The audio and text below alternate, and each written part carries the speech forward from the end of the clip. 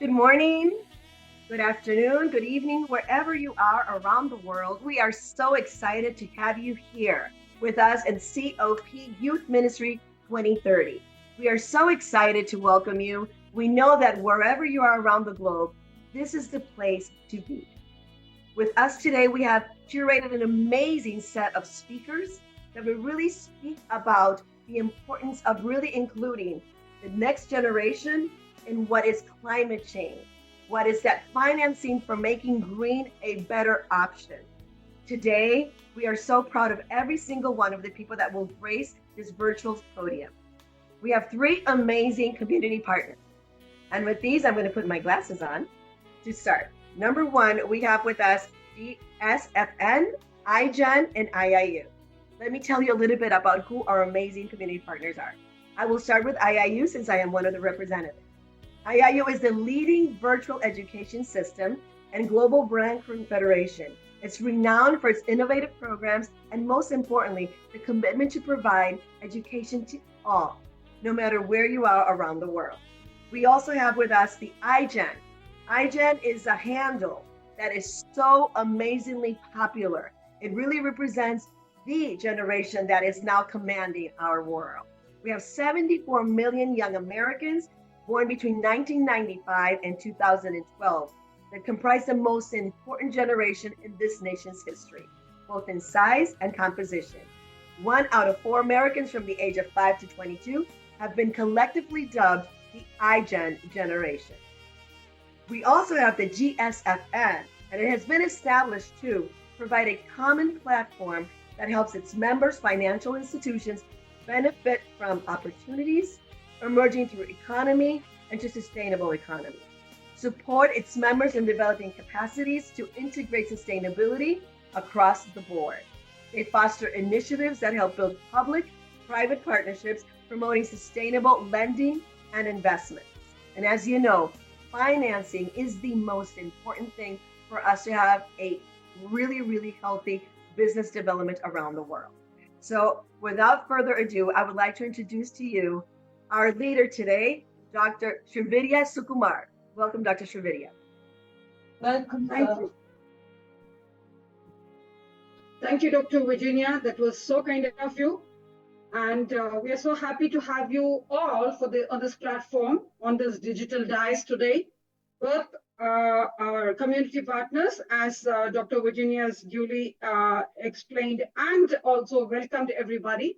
So moving further, we do have our other community partners, that is R&D University and UC Land, both are research universities. Moving further, we do have a panel of experts who are going to summarize the speaker's presentation. We do have Mr. Bindalal, who is representing GSFN. We do have Dr. S.O. Adibisi. Thank you, Doctor. Thank you for joining us.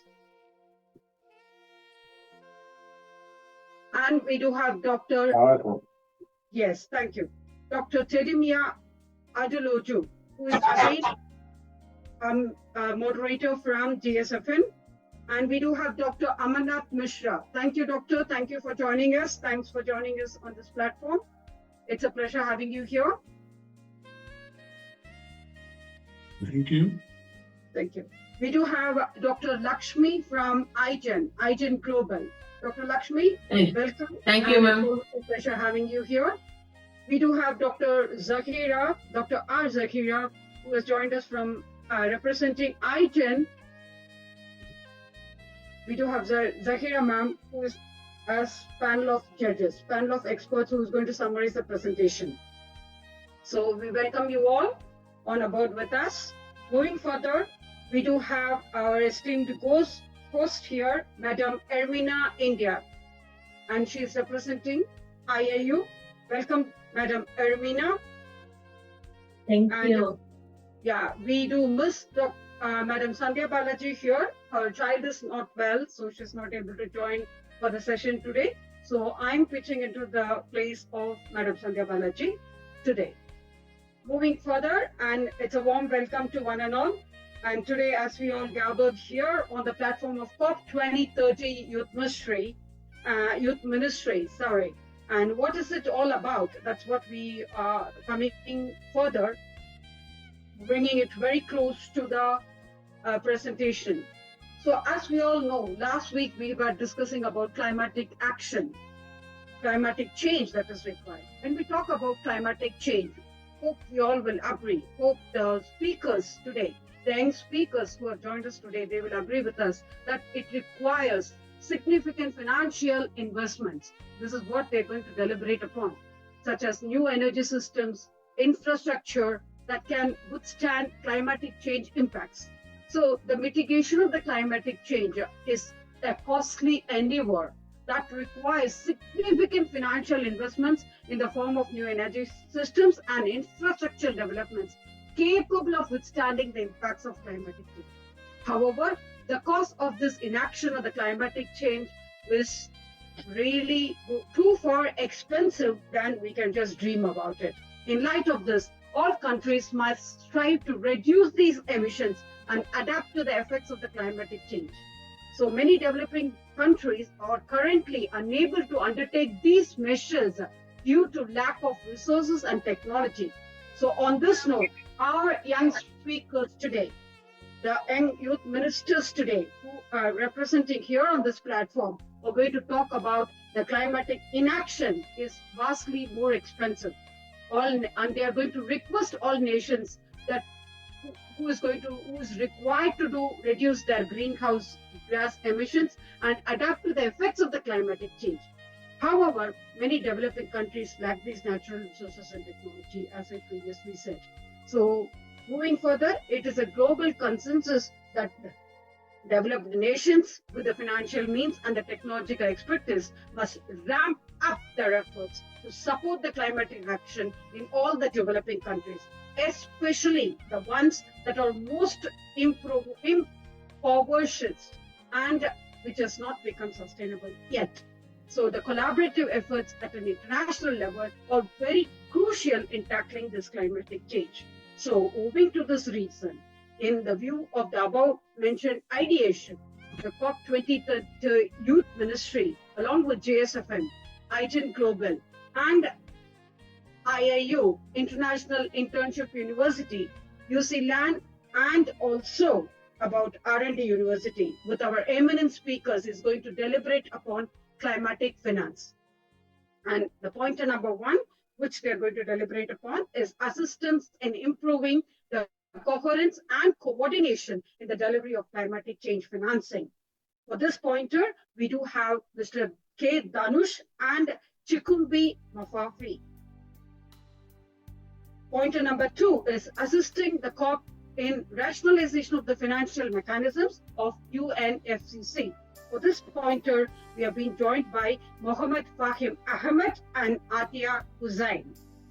Welcome to the platform. And COP in measuring, reporting and verifying and extending support provided to the developing countries. For this note, we will be joined very soon by Natasha Ahera and Dinambe. I hope I'm getting the name right. I'm sorry if I'm getting it wrong. So they will be joining us soon on this for this pointer number three. In measuring and reporting, verifying and extending support and provided to developing countries will also be deliberated by Clyde Otembio. He has already joined us for the session. Thank you, sir. And Ali Mami James Bandura. And last but not the least, the financing the complex transition to clean renewable energy will be deliberated by Suresh Sheshatri representing IGEN and Mr. Samrendra K. Das from JSFN, who will be joining us very soon. And the other pointer, the last pointer that we have is financing the complex transition to clean and renewable energy will be deliberated by Dr. Vishnu Bose. Thank you, sir. Thanks for joining us. He has already joined us for the session. Thank you, Dr. Vishnu. Moving ahead, climatic finance advantage by tracking the social and economic impacts will be deliberated by Madam Yes Haripriya, who has joined us for the session. Welcome, ma'am. And we will be joined very soon by Benem Nazan Bandora. Thank you. Moving ahead, the very last thing is building resilience to the climatic shocks is a priority. Will be deliberated by George Perkins and Daniel Chavo Kekiska. On that note, we should take, without wasting much time, over to Madam Ermina to welcome the first speaker on the room. Thank you so much. Hello to everyone. Greetings from all the people from all around the world. Good. Yes. Good evening, ma'am. Good evening. Thank you so much. Let's welcome the first speaker. But first of all, I want to present my platform that I represent today. International Internship University is a leading virtual education system and global brand confederation, which is the most valuable and trusted worldwide and well-reputed in delivering innovative programs. Globally, it is a trusted name for quality training programs and is committed to providing better and virtual education to all the young learners of the globe. IIU is metamorphosing the conventional education system by cutting down the additional cost and providing access to more than 1,000 courses and internships to the learners across the globe with the help of plus 1,000 global educators. And in a short span of time, IIU has spread its wings in 195 countries and 6 continents under the strong leadership of its visionary founder, Mr. Piyush Pandit. And yes, we sustain the youth. Always, we have a lot of programs. Let's go to the next speaker, to the first speaker. Tanush, student, Dr. MGR Education and Research Institute, partner representative from IGEN. Welcome, Sir Tanush. Thank you, ma'am. Thank you, ma'am. Yes, the floor is all yours, Mr. Dhanush. Yeah. You can share your presentation. Okay, wait, ma'am. I will share my screen. Ma'am, your share screen means was disabled showing, ma'am. No, it's always, yes. You should be able to share your screen now. Here for my showing like was disabled participant screen sharing showing, ma'am. It is enabled, dear. For me showing like that, ma'am. Okay. Host disabled participant sharing. Yes, ma'am. Virginia, please give share. Give him the permission to share multiple participants. I'm not a host, I think. Dr. Virginia, can you give me the host?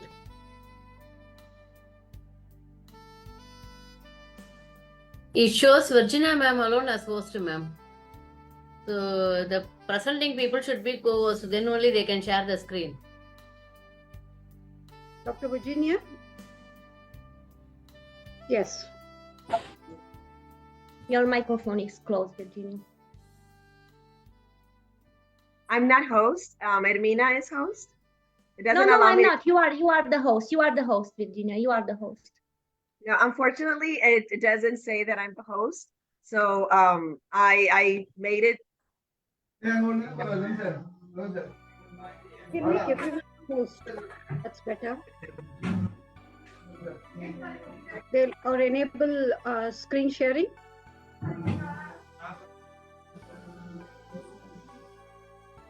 If not, you can, Sir Tanush, you can tell us few words before to share, then we will manage.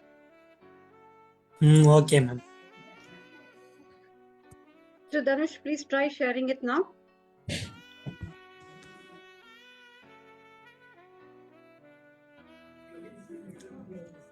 No, ma'am, not coming. Was disabled only. Ma'am, from host side only can able to give that permission, ma'am. Then only we can able to give our present. So Virginia, can you make me the host? I am not host, sweetheart. I am not the host. I don't have the power anymore. I gave it to so we'll look into it. Ermina is the host right now. You give the power to IGEN, Niranjan. Ma'am, Virginia ma'am is acting as a host, ma'am. Let others be co-host. Then only we can make them to share the screen. Can we make others as co-host? Okay, I don't have the power to be host right now. I gave it to Ermina. So right now, all I can do is remove spotlight, pin, edit profile, and rename. I don't have the hosting power. You can click on my name and make me host, Virginia. Click on my name. Click on my name. And make You me are host. host. You are host. No, I'm not. Now I am host. Okay, let's do it. Okay. Thank you, Virginia. Or you can make them as a co-host, ma'am. Oh, no. Now, Miss Armina, can you make the speaker? Now you can share your screen. You can share your screen. Yes. I'm sure. Yes. Thank you, Mr. Virginia. Dhanush, please try now.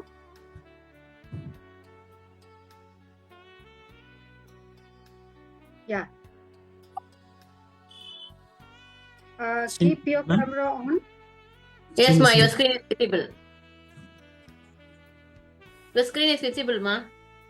Okay, ma'am.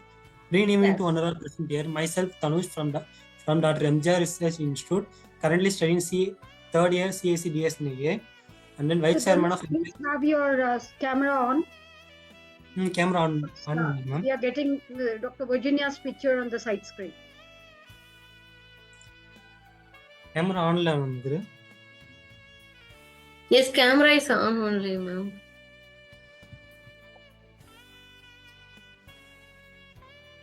Okay. Make him to pin, ma'am. Okay. Please go ahead, Mr. Dhanush. Okay, ma'am. Now I'm going to present a topic about how can we improve the coherence and coordination in the delivery of climate change financing.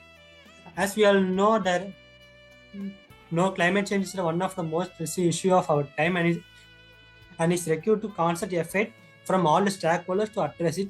In this presentation, I will provide this. These are outline. First, we see the abstract.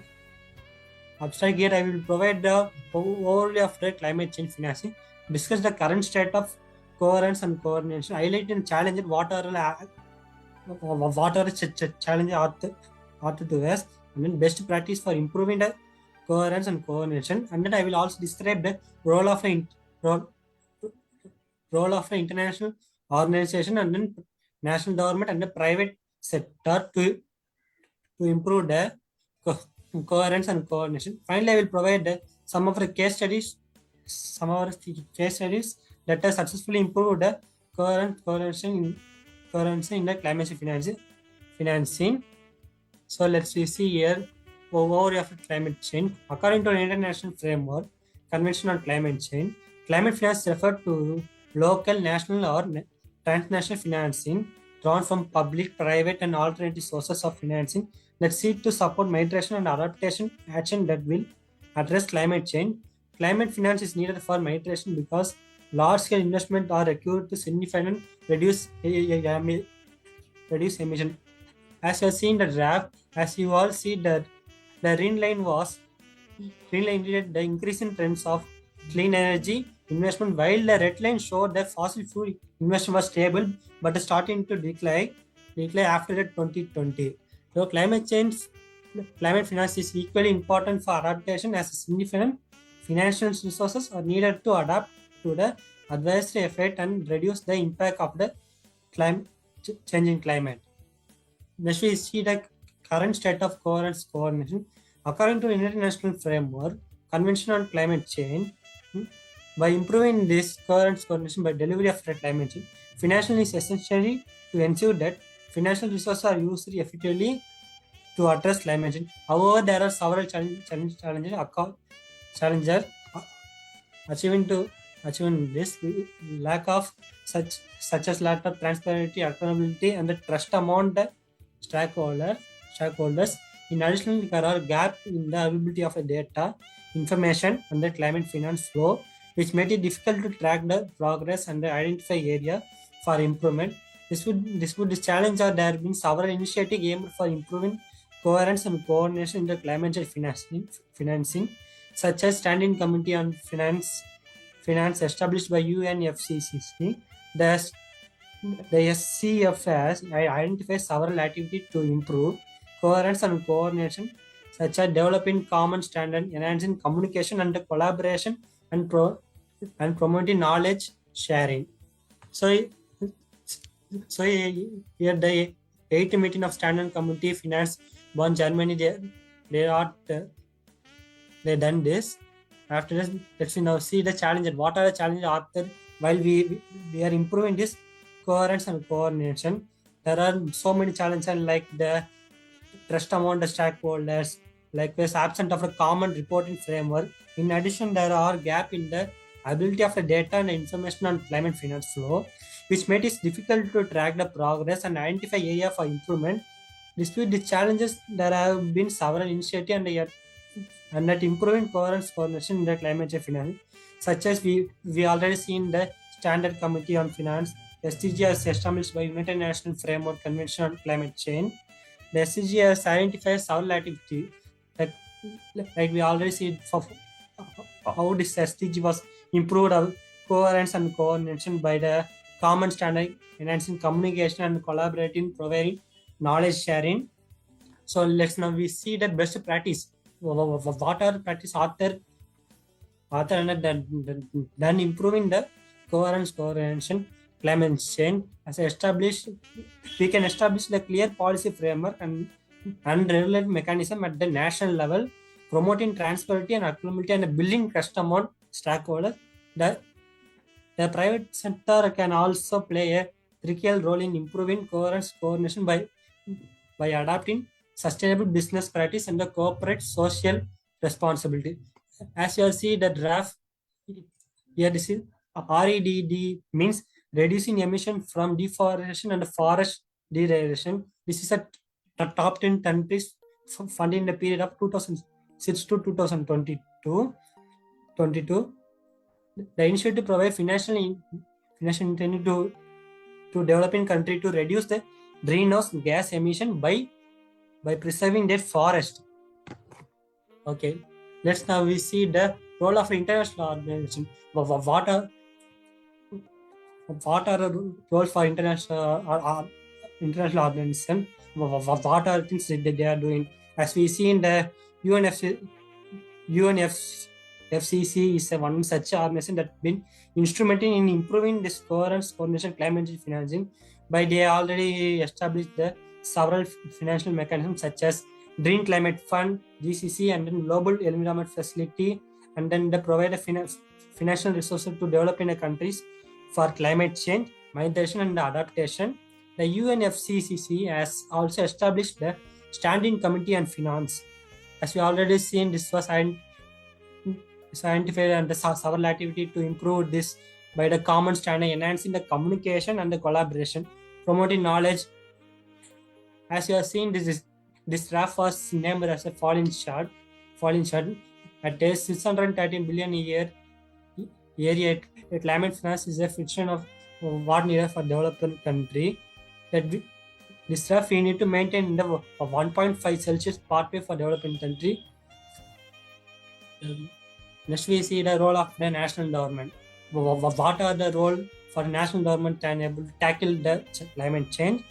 The national government play a critical role in the climate change financing by creating a policy framework and the regulatory mechanism that promote coordination among the stakeholders. For example, national government can establish clear guidelines for climate finance reporting and the monitoring, which can help improve the transparency and accountability. National government can also allocate funding to priority in the national action, such as to set off the national climate pledge, refer to the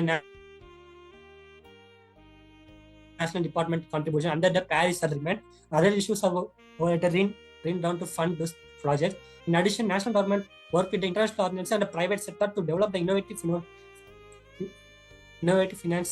financing mechanism that can mobilize additional resources for climate change, migration, and adaptation. Okay, next we see the role of the private sector.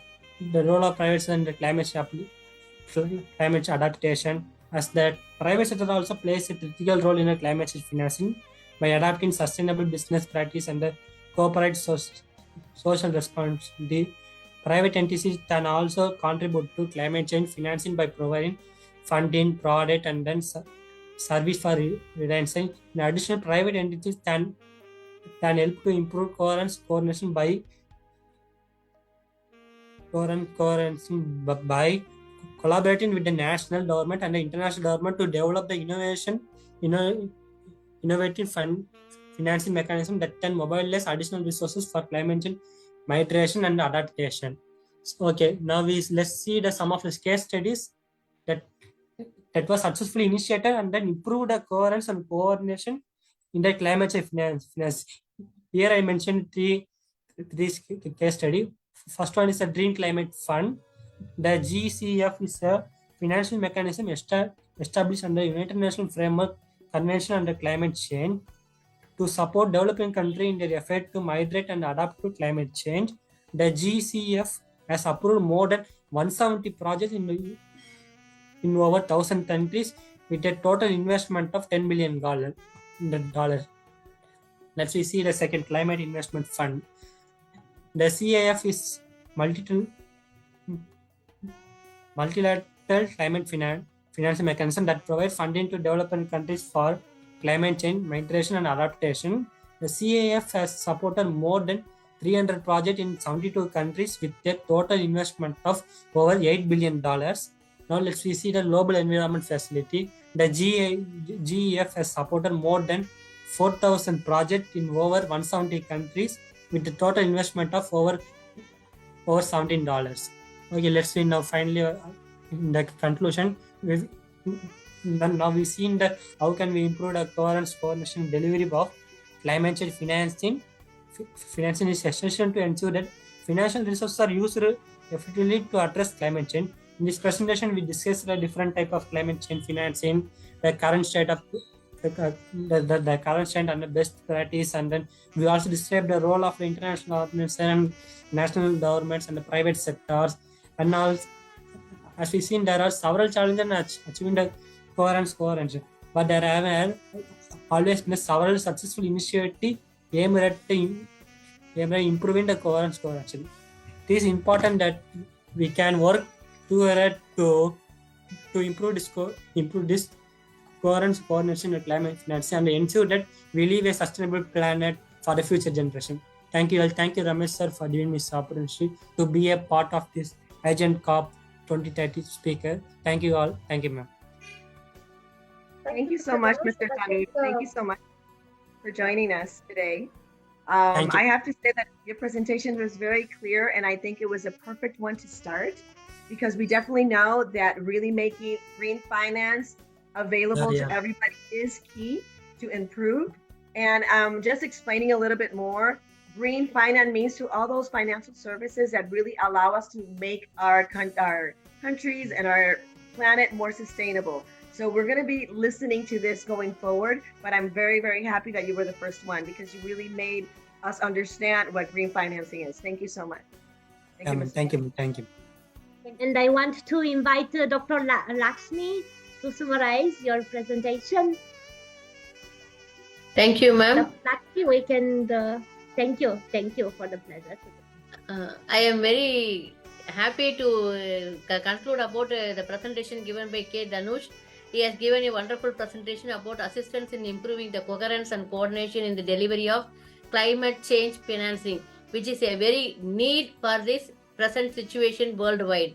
So he has given an overview of the climate change financing, and in that he has given the information about the global energy investment and what are the things that is mitigation and the equal importance of adapting the financial resources and adapting the adverse effects and all, and the current state of coherence and coordination. He has given the reports of the reports and discussion about the climate finance at COP27, and he has given the challenges to coherence and coordination, which is being developed by the country's fund and the special climate change fund. And he has explained about the 7th meeting of Standing Committee of Finance Bond, which has been held in the Germany in 2014. And he has given some best practices which are being used to improve the coherency and coordination. He has given the highlight case study about the top 10 countries who are about the status of the Standing Committee on Finance and the role of all the international organizations, and in which he has explained about what is a climate finance and why we go for climate finance, and those information he has given, and overall role of the national government, that is the pivotal role of the climate change, what is the government has to take place, those things have been explained by him. And also the role of the private sector, the role of the government sector and the private sector, he has explained in clear. And he has taken some of the case studies like Green Climate Fund, Climate Investment Fund, and Global Environment Facility. And finally, he concluded with all this information. Thank you, Dhanush. A wonderful presentation. Thank you. Thank you. Lakshmi, thank you. Yes. Thank you. Thank you so much, Dr. Lakshmi. Great. Great done. I invite now the next speaker, Kumbi Muafi, founder of CMN Microfinance, partner representative of GSFN. Welcome, Dr. Muafi. Thank you so much. I really appreciate. Thank you, everyone. The stage is yours. The virtual stage is yours. Scientifically. Okay, I want a problem here. Like, I can't set up my background. I don't know what the problem is. So You can start your presentation. You can start your presentation, Mr. Chikumbi. Okay, I'm coming.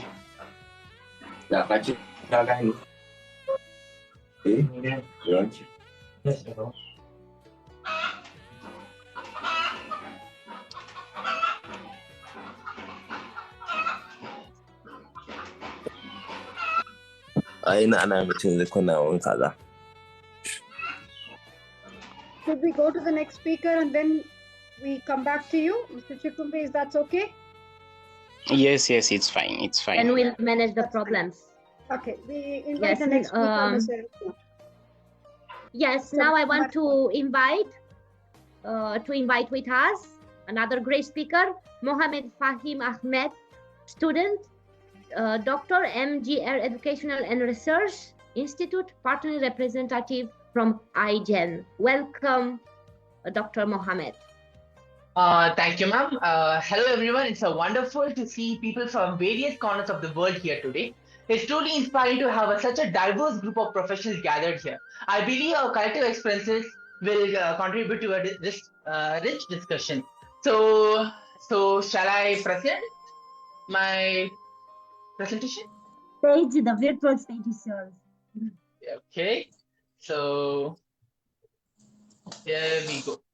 So I believe you guys can see my presentation, right? Yes, it's visible. You can go ahead. Okay, so my topic is about the climate finance, assessing the COP in rationalization of the financial mechanism of UNFCCC.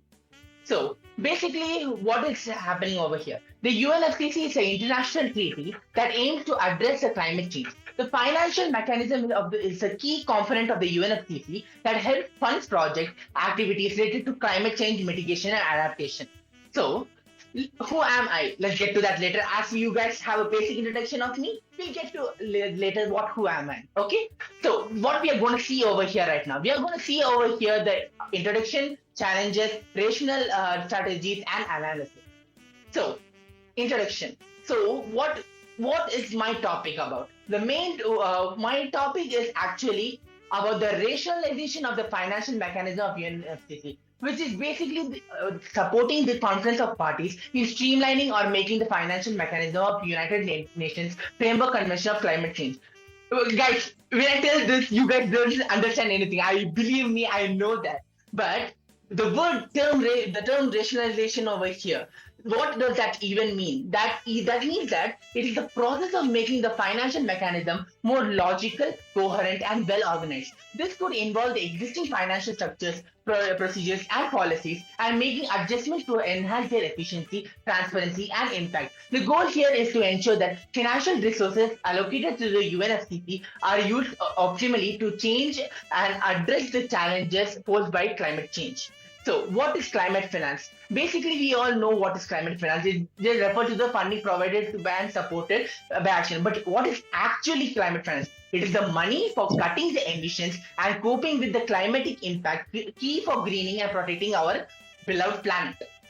So next, I would like to quote. President of Ukraine, Volodymyr Zelensky, who had quoted this on the COP 2026, COP 26, which is there can be no effective climatic policy without peace. There are still many for whom climate change is rhetoric or marketing, but not real action. They are the ones who start war of aggression when the planet cannot afford a single gunshot because it needs global joint action. Oh, what a wonderful word spoken by our president, by the president of Ukraine. So the financial mechanism of timeline. So how have everything started? Everything started beginning. It just started beginning from 1992. The UNFCCC adoption. The UNFCCC adoption is adopted at the Earth Summit in Rio de Janeiro, establishing the framework for addressing the climate change. Financial mechanisms are part of the convention. And then in 1994, we have the Global Environment Facility establishment. And in 2010, we had the Green Climate Fund establishment, which is established as a financial mechanism under the UNFCCC to support developing countries in climate mitigation and adaptation. And in 2000, we had a major breakout, which is our Paris Agreement, which results in outlining the financial provisions and mechanisms for climate change. So then in 2016, we have the first replenishment of this GCF. The first replenishment of the GCF, the donor pledged funds to the GCF, marking the first replenishment cycle to provide financial support. And in 2018, we had the Talogna dialogue, which was the part of the COP process, which includes discussion on climatic finance and enhancing support. And in 2019, we had the GCF Replenishing Conference, which held its first replenishing conference to secure additional funds for the climatic projects. And in 2021, in Glasgow, we had addressed the climate financial issues, including to effort up and scale up the financial support for developing countries. So basically, in 2021, we had a major breakout, and we had collected funds around $800 billion, which were supposed to be for the climatic change, and which helps and maintains our UNFCCC's guidelines. And next, what are the challenges of the existing financial mechanism? The challenges of the financial mechanism right now we are facing is fragmented landscapes, complex access, and limited responsiveness. What is this term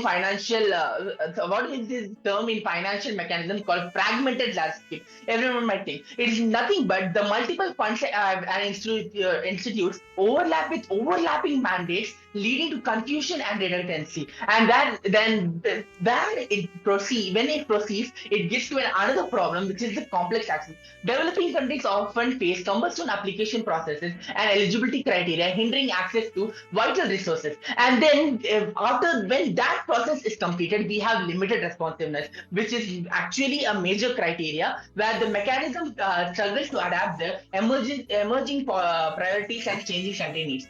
Now this is the point where we come to my topic, the rationalization strategies.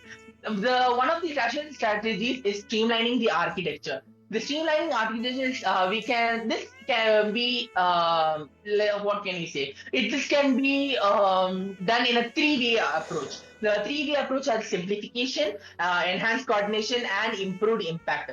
This is nothing but streamlining the reduction funds and bodies, harmonizing the mandates to eliminate overlaps, and institutes the transparent lines of accountability with effective through existing bureaucratic means, and then enhancing the communication and information flow among stakeholders, spanning developed countries, nation, as well as the public and private entities, which will cultivate and improve the collaboration and resource allocation. And then we have a rationalized architecture, which is the improved impact. A rationalized architecture which must provide measurable outcomes, implementing robust monitoring and evaluation of frameworks to track the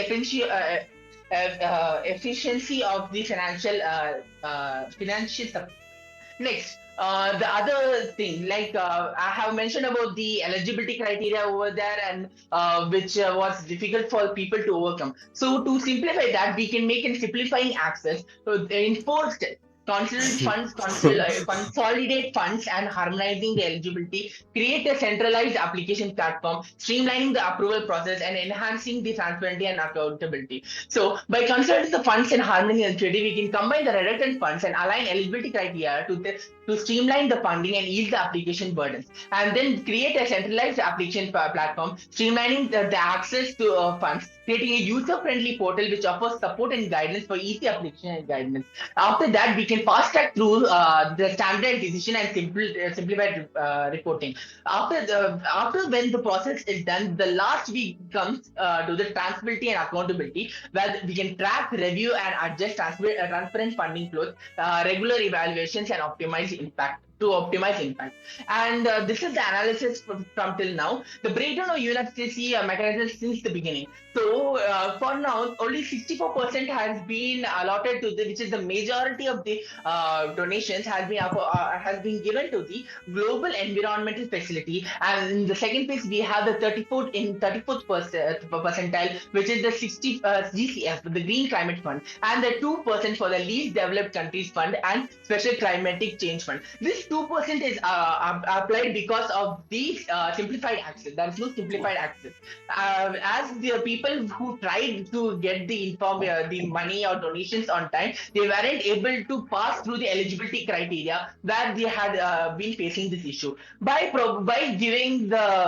my projected results on my research, I can tell that we can save cost efficiency up to 44% and transparency up to 42% and responsiveness up to 35%.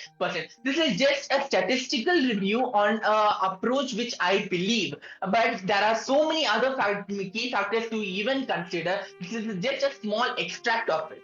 So let's all remember that. So, and finally, we are coming to the end of this portion where I am introducing myself. I am from Dr. MGI University and an IGEN member, and I would actually love I love to be a part of this, and I would thank IGEN for giving me this opportunity. Thank you. Maybe request you to stop sharing, dear. Thank you. Thank you so much. You can have your video on. Maybe request. Oh, great. Very interesting. Amazing. Amazing presentation. Thank you, ma'am. Thank you. Thank you so much. Maybe request Dr. Zakira. Yes. Ma'am, I will represent. Dr. Lakshmi will represent now. Okay, fine. Okay. Okay, thank you, ma'am. Please go ahead, Dr. Lakshmi. Yes, ma'am. He has explained about the climate finance, which is assisting the COP in rationalization of the financial mechanism of UNFCCC. So, what is UNFCCC? It is assisting. United Nations Framework Convention on Climate Change is a UNFCCC. He explained about the explanation about this UNFCCC, which is incorporated in assisting the COP also. He has explained, and he told about the climate finance. What is climate finance?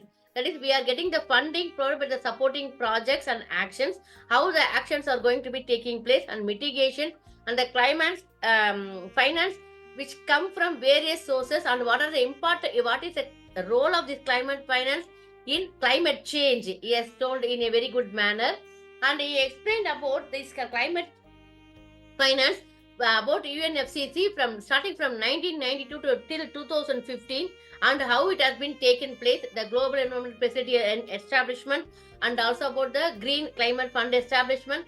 Finally, the Paris Agreement has been explained by him.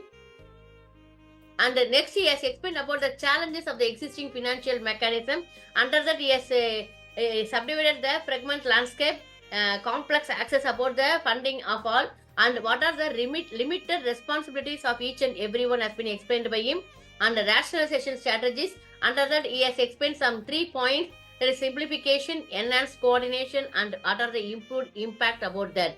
Finally, he explained about the simplifying access, how we can consolidate the funds and harmonic eligibility, what are the eligibility to be required. and how to enhance the transparency and accountability of the finance system, and how to create a centralized application platform to all, and after creation, how to streamline for approval process, and everything has been explained in a simplified way. Finally, he has given about the analysis about this system, and in terms of the percentage, he has explained about the Green Climate Fund and also LDCF and SACF. Finally, about the GEF, and he explained about the projected result on the renewable sources, how much cost it has been taking place, and how much transparent it is, and the response about from the audience has been explained by him in clear way. Thank you. Mohammed Fahim Ahmed, thank you, Pa. Thank you for Yeah, giving me this nice opportunity one. now. Thank you. Would you like to say something, Excellent. Mr. Mohammed? Would you like to add on? No. Yeah, I will actually actually thrilled for this event happening over here, and I would like to thank each and everyone over here to give me this wonderful opportunity. Thank you, We are ma'am. equally thrilled with you, Mr. Mohammed. It's wonderful having you here. So we are very much impressed about your presentation and the real hard work that you have really put in. Dr. Virginia, would you like to add a few points about that? Dr. Virginia, we would like to hear from you, please. Thank you so much. And I think that we can't really reinforce enough the importance of green financing and making sure that for all the projects that are happening, that we continue to support. So I really understood, and like I said before with the first presentation, the second one, it's really helping us get a better picture. And I think that is exactly why we're here. It's really to educate all of us, and so thank you so much for such a clear presentation. Thank you. Thank you, ma'am. Thank you. Thank you. Thank you so much. So moving forward is Mr. Chikumbi Mafafi is ready.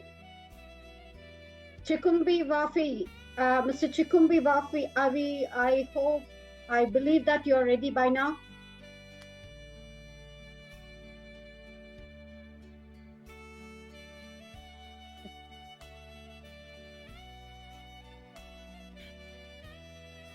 Would you like to do the presentation without the video? Mr. Chikumbi?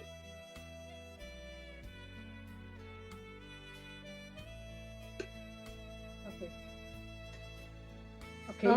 Srividhya, we can go to the Dr. Vishnu. No, Mr. Chikumbi don't have Atya Wi-Fi. Hussain is the next one in the line.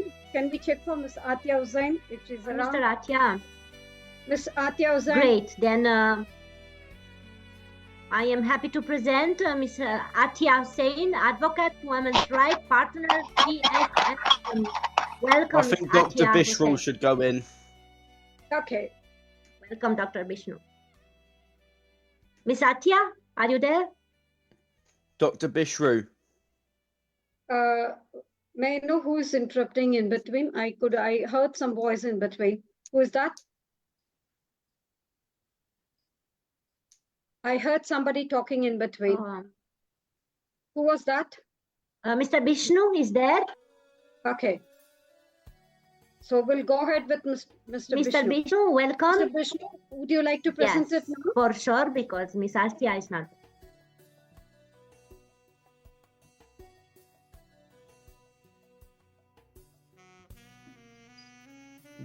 Dr. Bishru.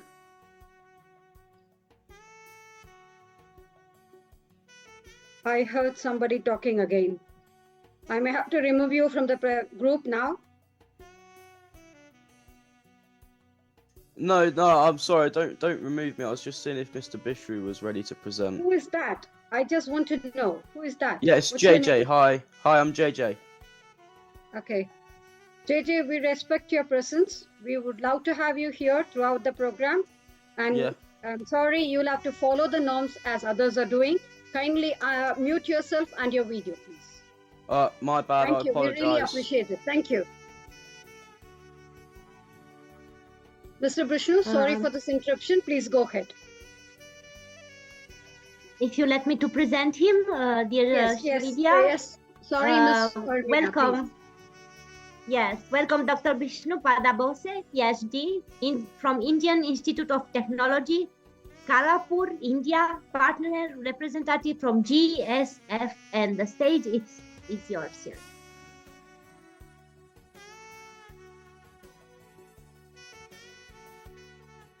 Dr. Vishnu, please go ahead. Screen is visible to all of you? Yes, it's quite visible. Yes. Please go ahead, sir. Thank you so much. It's lovely having you here on this platform, and the whole Yes, yes. platform is all yours. Thank you. Yes, yes. Very good evening, good afternoon to all of you.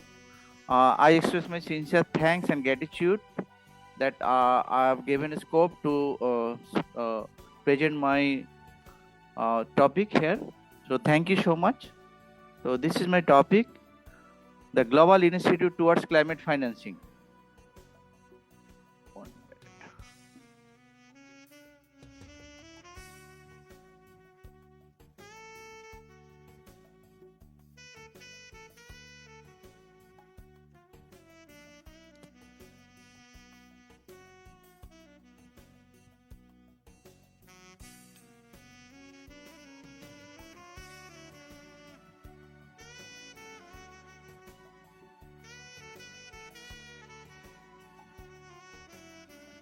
Yes, sorry. So this is the things, the global initiative, the past history or past events, that what globally global leaders or countries initiative has taken place in the previous 50 years back, from 50 years back. That first is Stockholm Conference 1972, that is mainly to develop global collaboration on environmental development. Then Barnland Commission 1987, this is also talk about the sustainable development or save the planet Earth. Again, the third major conference, United Nations Conference on Environmental Development, Rio de Janeiro. It is also talk about environmental, eliminate the environment pollution and develop the environment and focus towards sustainable development. Then again on COP1. So the COP1 mainly to monitor the climate change process, that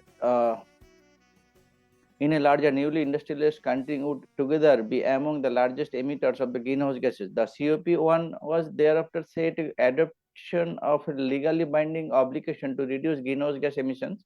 So this is also talk about mitigate the global warming, climate change process, reduce the greenhouse gases, etc. And initiatives taken by the COP1 started, and still it is a COP28 urgent date. Then again COP2, that is also talk about the climate change initiative, sustainable development, all are related things. Then coming to the Kyoto protocols, that is actually major treaty on carbon credit process between developed country and developing countries. So Kyoto Protocol is an international treaty that aims to reduce greenhouse gas emission that contribute to the global warming. The treaty was adopted in 1997 and entered into the force in 2005. Then COP is up to date. The COP assesses the effect of measures introduced by the parties to limit climate change. So this is going on.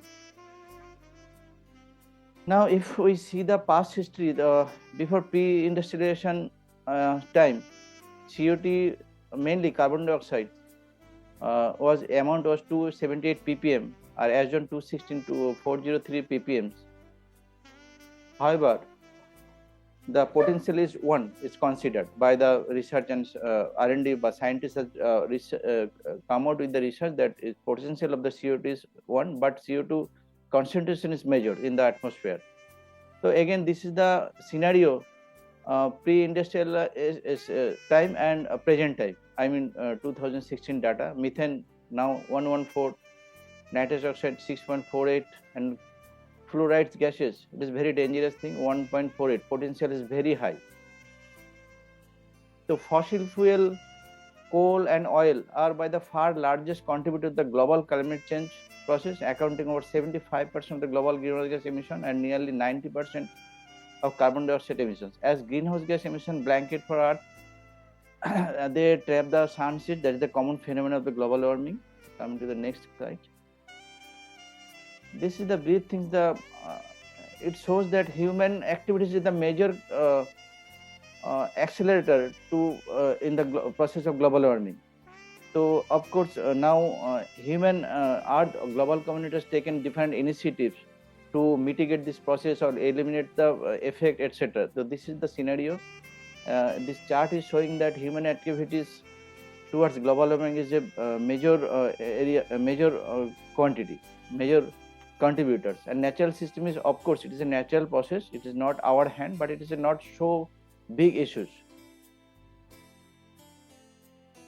Among the different element in the global warming process or climate change process, energy is contributing 73.2%. Because as we know that when industrialization started in the world, the fossil fuel and minerals are using for this process. And fossil fuels and minerals, I mean coal, it is a rich carbon. So of course it traps the heat and it accelerates the global warming. So that's what the energy considered as per the research data, 73.2% contributor for the global warming. Non-renewable energy sector alone contributes 73.2% of global warming. That's what the global leader has taken initiative shifting towards non-renewable to renewable energy, and that has been underway. From thermal power plant to clean energy process, nuclear power, wind, solar, etc., and at the same time electric battery-driven vehicle. All are initiative taken to eliminate these issues. I mean, shifting towards renewable energies and renewable resources.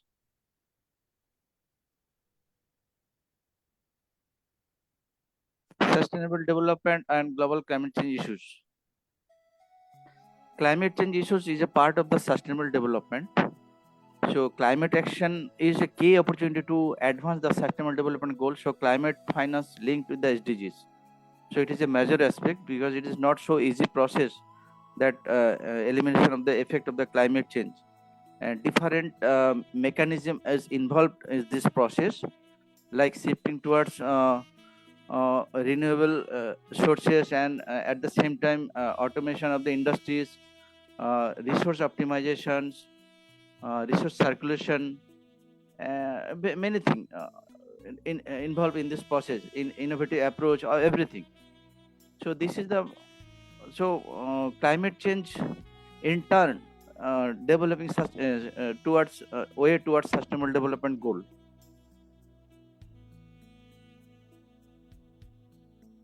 Climate change adaptation and mitigation. So we frequently have talked about climate financing for the adaptation and mitigation process. So this is the things. Mitigation focuses on reducing the causes of climate change, and while adaptation focuses on reducing the effect of climate change. So we need the finance in these two major areas, mitigation and adaptation, because already temperature has raised in an extreme condition. Everything is not under control of the human community. So we have to pay for this. Now we take the initiative to reduce adaptation and mitigation process. For that, huge financial help or financial assistance required for the developing countries or underdeveloped countries. This is the research data of the 2022.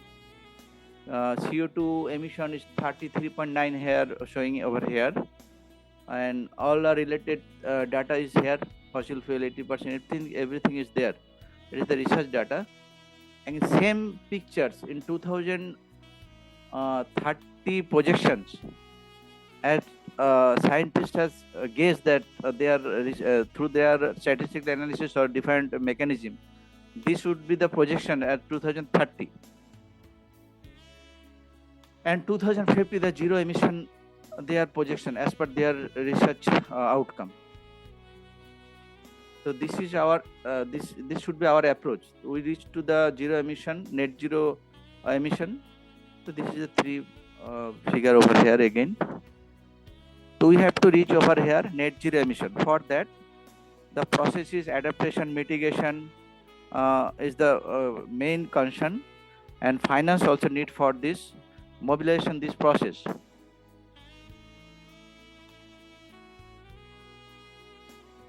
Now this is the area where finance needs.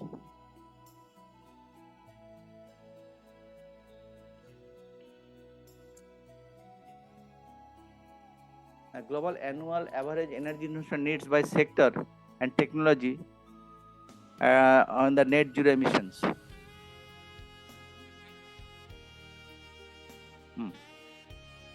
This amount finance needs, if we really like to go towards net zero emission in 2050, so this is the things we have to go with. We have to take initiative to make it success, and already first world country and other many countries has taken initiatives because they already shifted towards renewable resources, renewable energies, electric vehicles, and they also apply circular economy process.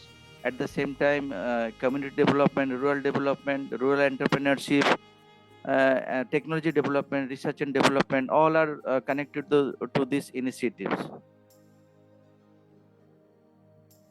Climate change mitigation, where we are now, this is the things that climate finance refers to local and national and transitional financing drawn from the public, private and alternative source of financing that seeks to support mitigation adaptation actions that will address climate change. This is the common definition of climate financing.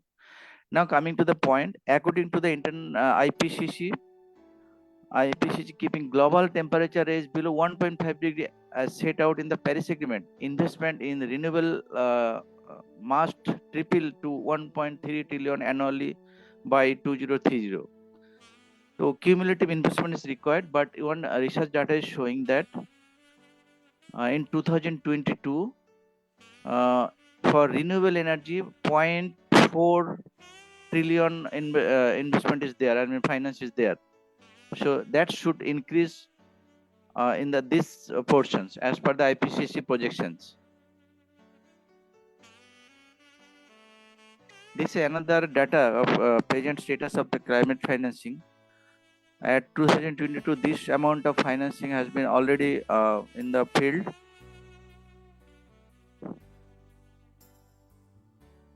$1,265 billion US, and this is the gap as per the UNFCCC report. This should not be here, but it is the gap. So certainly jump is not possible. So immediate action is needed to fill up this gap. Inaction of the global leaders, we have to pay large amount in the coming future. So this is one gap is there. So global initiatives or global policy needs to fill up this gap because there should not be any deficit to mobilize the fund towards climate change mitigation process or adaptation. In an average scenario, the annual climate finance needed through 2030 increased steadily from 0.81 to 0.9, 9 $9 trillion US. Then estimated needs jumped to over $10 trillion US each year from 2031 to 2050. This means that the climate finance must increase by at least 5-fold annually as quickly as possible to avoid the worst impact of climate change. This is the very critical data that published. In 2022, we are here, but we need finance in this line. So certainly jump also critical things, but immediate action is needed by the global leaders or organizations, related concerned organization. That is the major red area. This kind of investment is required if we reach to reach to goal of Paris Agreement 1.5 degree, or if we wish to go reach our goal net zero emission 2050. So this much of finance is needed immediately. So that's what her projection also mentioned up to 2050. 2030 line also here and present data also here. This this amount of gap is not favorable in the context of climate financing, but immediately action is needed to fill up the gap. Mobilization fund is very urgent now.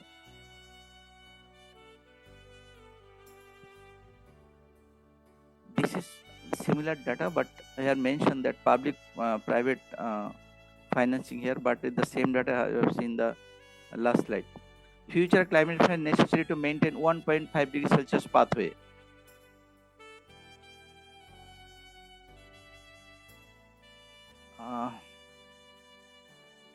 This is CPI analysis research data. They are published data that overall economical loss or overall loss we have to pay if we are failed to reach fulfill the goal of 1.5 degrees Paris Agreement, or we are not able to achieve the goal of 1.5 degree Paris Agreement, then we have to pay for this. That scenario is a projected scenario as per their analysis. This is the 1.5 degree scenario from 2025 to 2100, and it is a business as usual scenario 2050 to 2100. If we take the initiatives, then we can avoid this amount of losses. But at the ideal situation, this should be a very suitable approach. 1.5 degree scenario 2025 to 2050. This much of climate finance is needed. 266 trillion cumulative amount. If there is a deficiency or there is inaction of the global leaders or organization or concerned organization, then we have to pay for this.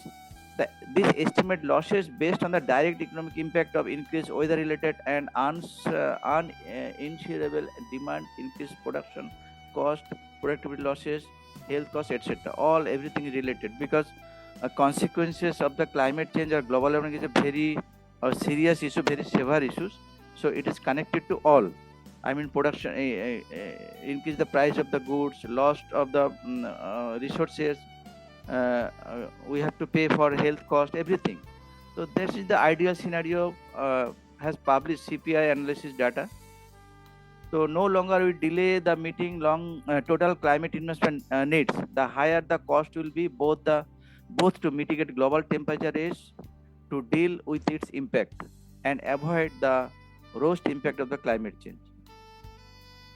Sorry to interrupt, Dr. Vishnu. Yes. And how much is it more to continue? No, one. Okay, only one.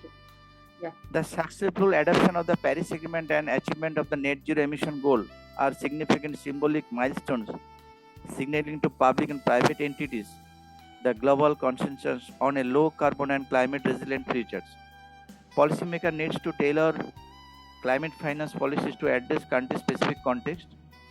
The no longer we delay meeting the total climate investment needs, the higher the cost will pay for both, so to mitigate global temperature rise and to deal with its impact and avoid the worst impact of the climate change. Thank you so much. Thank you to all of you. Thank you, Dr. Vishnu. Thank you. May we request Dr. Adibisi, Ambassador Dr. Shahid Adibisi? Yes, thank you. Yes. Thank you. Waiting to hear from you, Doctor. Thank you so much. Thanks for all the support. Thank you so much, Ale. What, Dr. Vishnu Bose's presentation on climatic. Thank you so much. What Dr. Vishnu actually presented was a huge lot of information loaded, and he tried to also manage his time to deliver on it. And let me quickly recap on to grab the summary of it. He actually entered with the topic of the global initiative towards climate financing. Very, very critical point topic, and he highlighted some facts that are actually related to this very topic, which is the historical, going from the Sweden conference in Stockholm in the 87, and also the Rio de Janeiro in 92, and also the COPs that has been held at different levels up to the COP28. And he mentioned something that at the point climate change actually entered into the discussion in 1995, which is very, very strategic. And also the consideration of the reports actually started in 96, and also the idea to reduce the greenhouse gas emission, which is where we have the point of global warming coming into the discussion, was in COP3.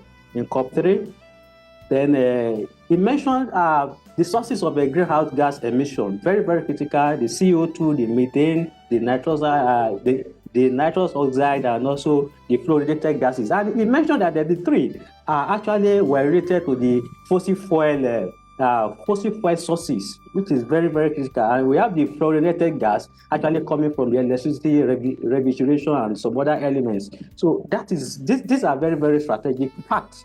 Then he went ahead to human and natural sources of global warming, climate change, and the rest, which is very, very strategic, because majority believe that maybe we have only climate change or global warming coming from the artificial or anthropogenic activities. Well, of course, we have the natural sources. He mentioned all those things, and he has a table that actually details all those sources. And he mentioned very strategically that, yes, the drivers actually based on sector. We have the energy sources or energy sector that is driving about 73.2% of this very greenhouse gas emission, which is very strategic. And he also mentioned further that yes, the road to 2050 and actually to meet the temperature below 2 degrees centigrade.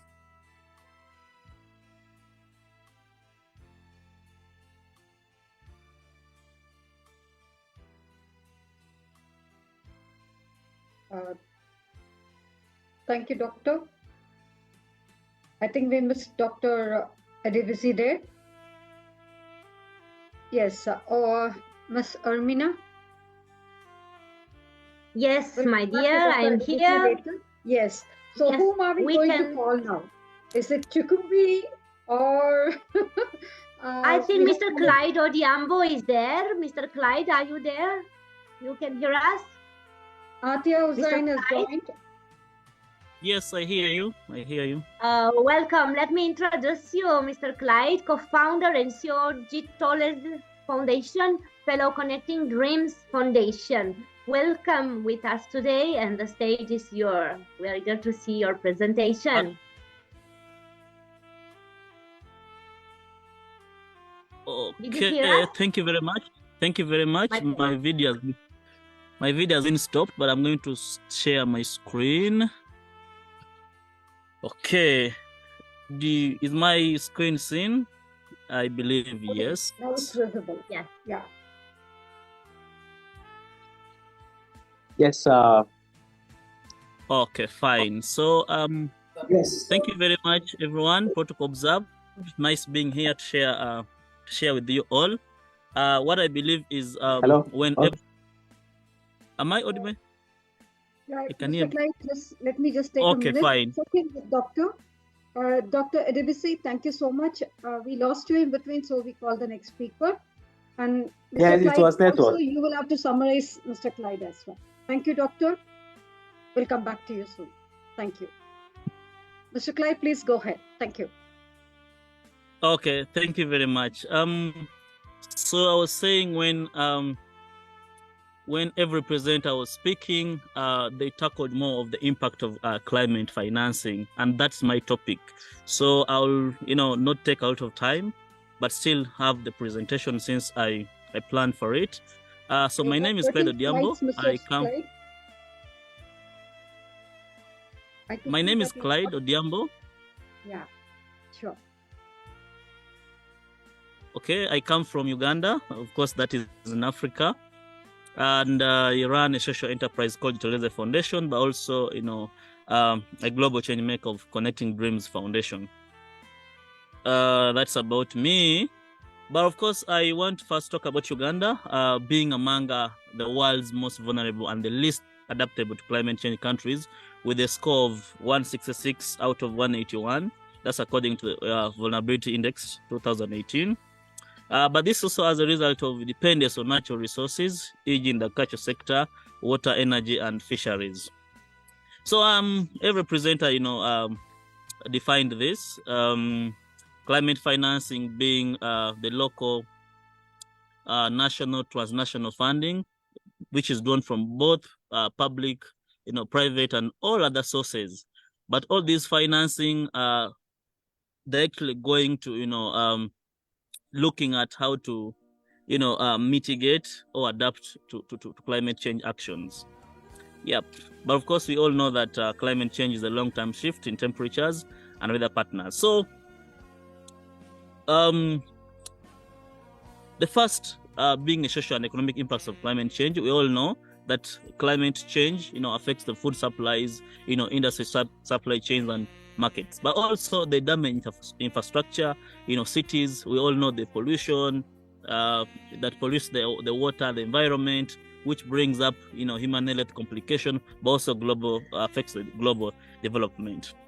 So when from the previous speakers, talking about what climate financing is and all the preamble, I believe when you get this money, we can be able to invest in projects that reduce, but also absorb, but prevent greenhouse gas emission, such as renewable energy, power plants, electric buses, forest conservation, but also projects that build resilience to climate change, such as establishing early warning systems. For example, today where I'm having this meeting from, we had black rain, and my friends thought it's a miracle. Of course, in a Christian background, people would think it's a miracle, but this is how our environment have been polluted, that even the rain the water that comes from the rain, are now dark. So as system actors, we can't keep being there, to wait for this. There's something that has to be done. So, but also when these finances are gotten, everyone said the mitigation adaptation. So mitigating the impact of climate change and adapting to changes that are already underway. We already know the signs here, but also on they will support the global commitment. Most countries have made up these commitments, reducing the greenhouse emissions and transitioning to low carbon and sustainable future. Some countries are already inventing the electric buses. I've seen Rwanda and partly at a low scale Uganda doing that. So this financially will help us implement and achieve our global climate goals and commitments. But also we have countries that are vulnerable communities that we call either developing, but I use vulnerable communities. So since these fundings will we support this community in building resilience against climate impacts such as rising sea levels, extreme weather events, and disruption to agriculture. Uganda was formerly known to be having 2 seasons, that is dry and wet. But now we can't even determine what the next season is. The rain rains like, if it starts raining, it rains like nothing. If it's sunny, it is hitting us like nothing. But also technology transfers. So in developing and deploying clean and sustainable technologies is crucial for addressing climate change. So therefore, climate financing will facilitate the transfer of such technologies from developed to developing countries, helping them to leapfrog to clean and more sustainable development pathways. We also have the biodiversity conservation. So climate finance supports conservation efforts and sustainable land use practices that will protect and restore the ecosystem. This financing also will encourage the private investment, which we talk about the public-private partnership, which is so vital in scaling up the implementation of sustainable and low carbon solutions. I talked about meeting global goals, but now this is global climate targets. Climate finance helps to bridge the gap between what is currently being done and what is supposed to be done. So the past, the present, and what the future is. But also, this will help us to limit global temperature rise and avoid the worst impacts of climate change, like the overheating I talked about, the overraining. So in summary, climate finance plays a pivotal role in fostering the transition to a more sustainable, resilient, and low-carbon global economy, ensuring that both the causes and consequences of climate change are effectively addressed. So the FSD Uganda did a case study with Bida Sasa in Uganda. And just adding to what I said in Uganda, Uganda's most pressing agricultural risk are related to climate change, and also lack of ownership and control over land and resources and restrict access to financing.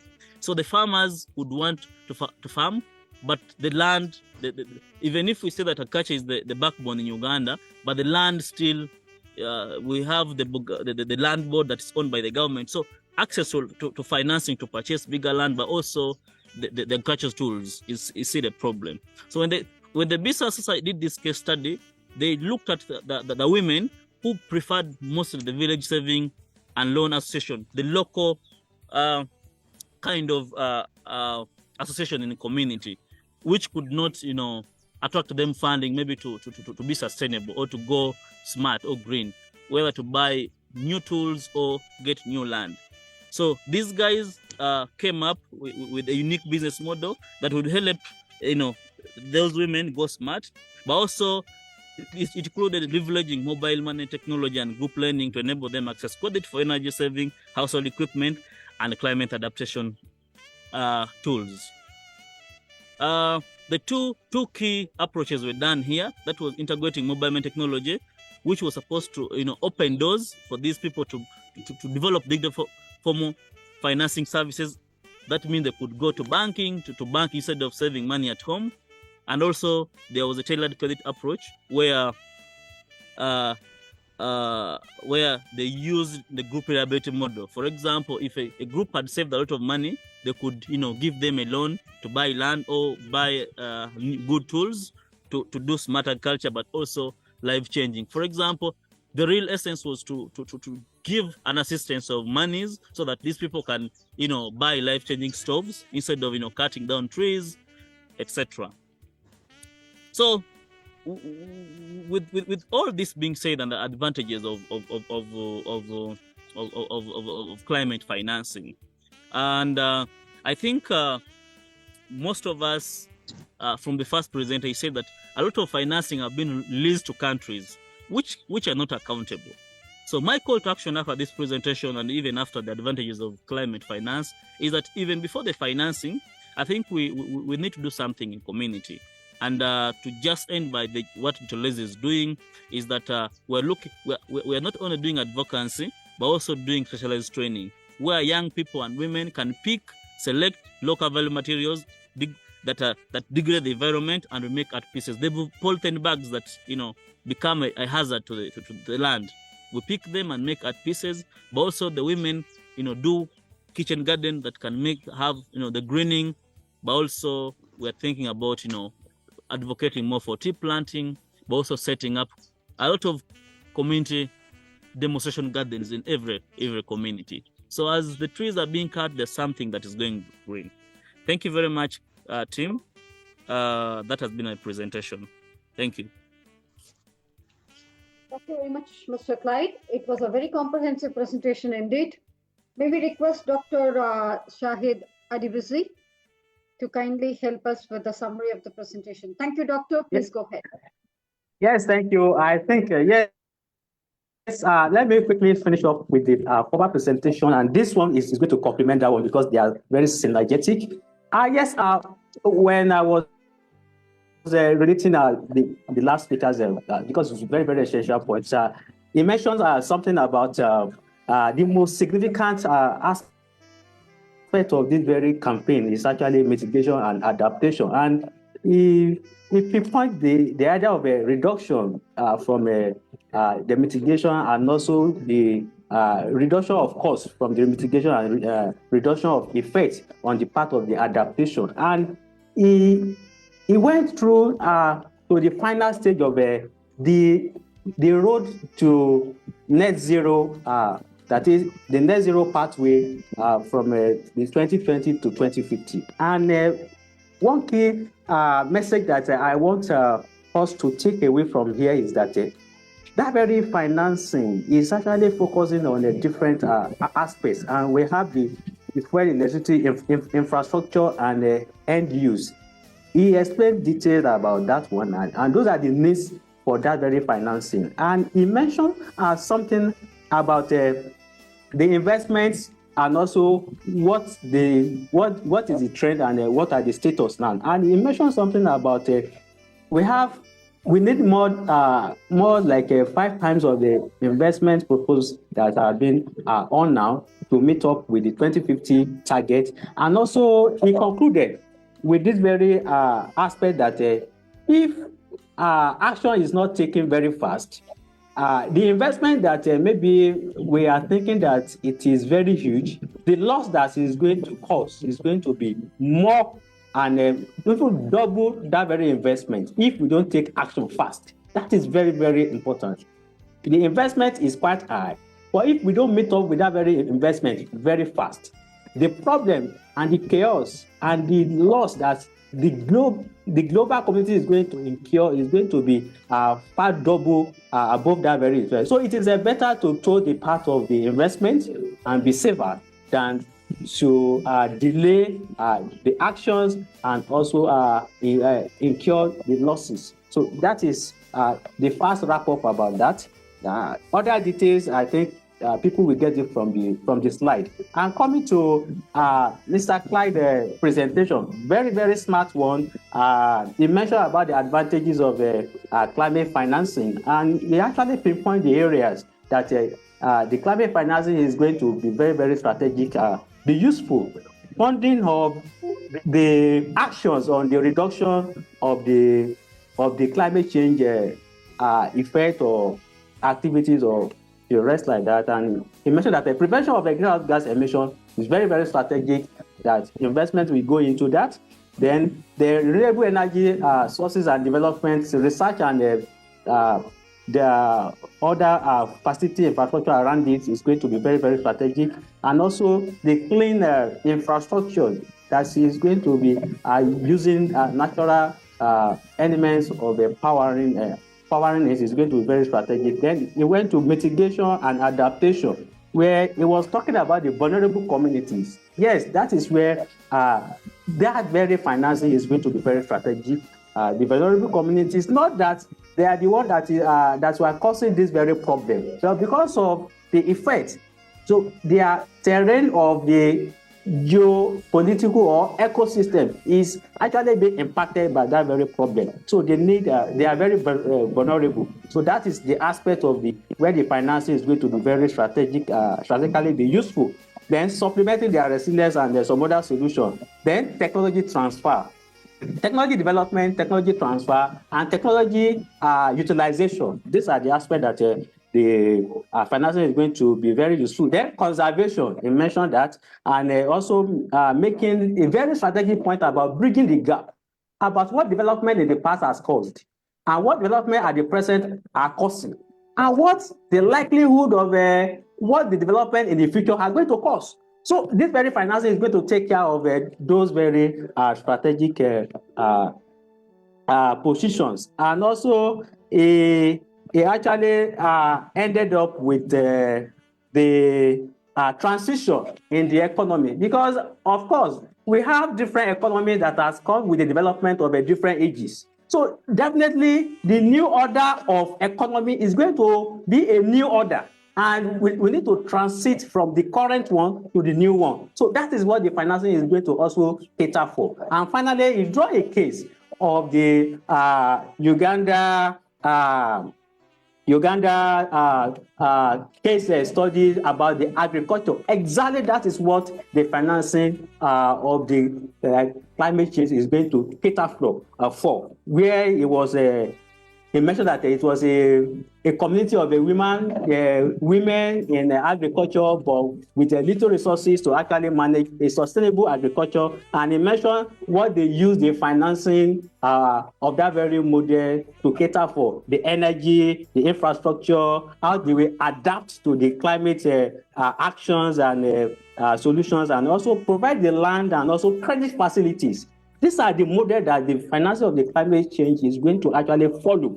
That very model is a perfect model. If there will be any other one that will be more perfect to that. And he now mentioned about the key area of that very case study, the modeling. The model should be business-like.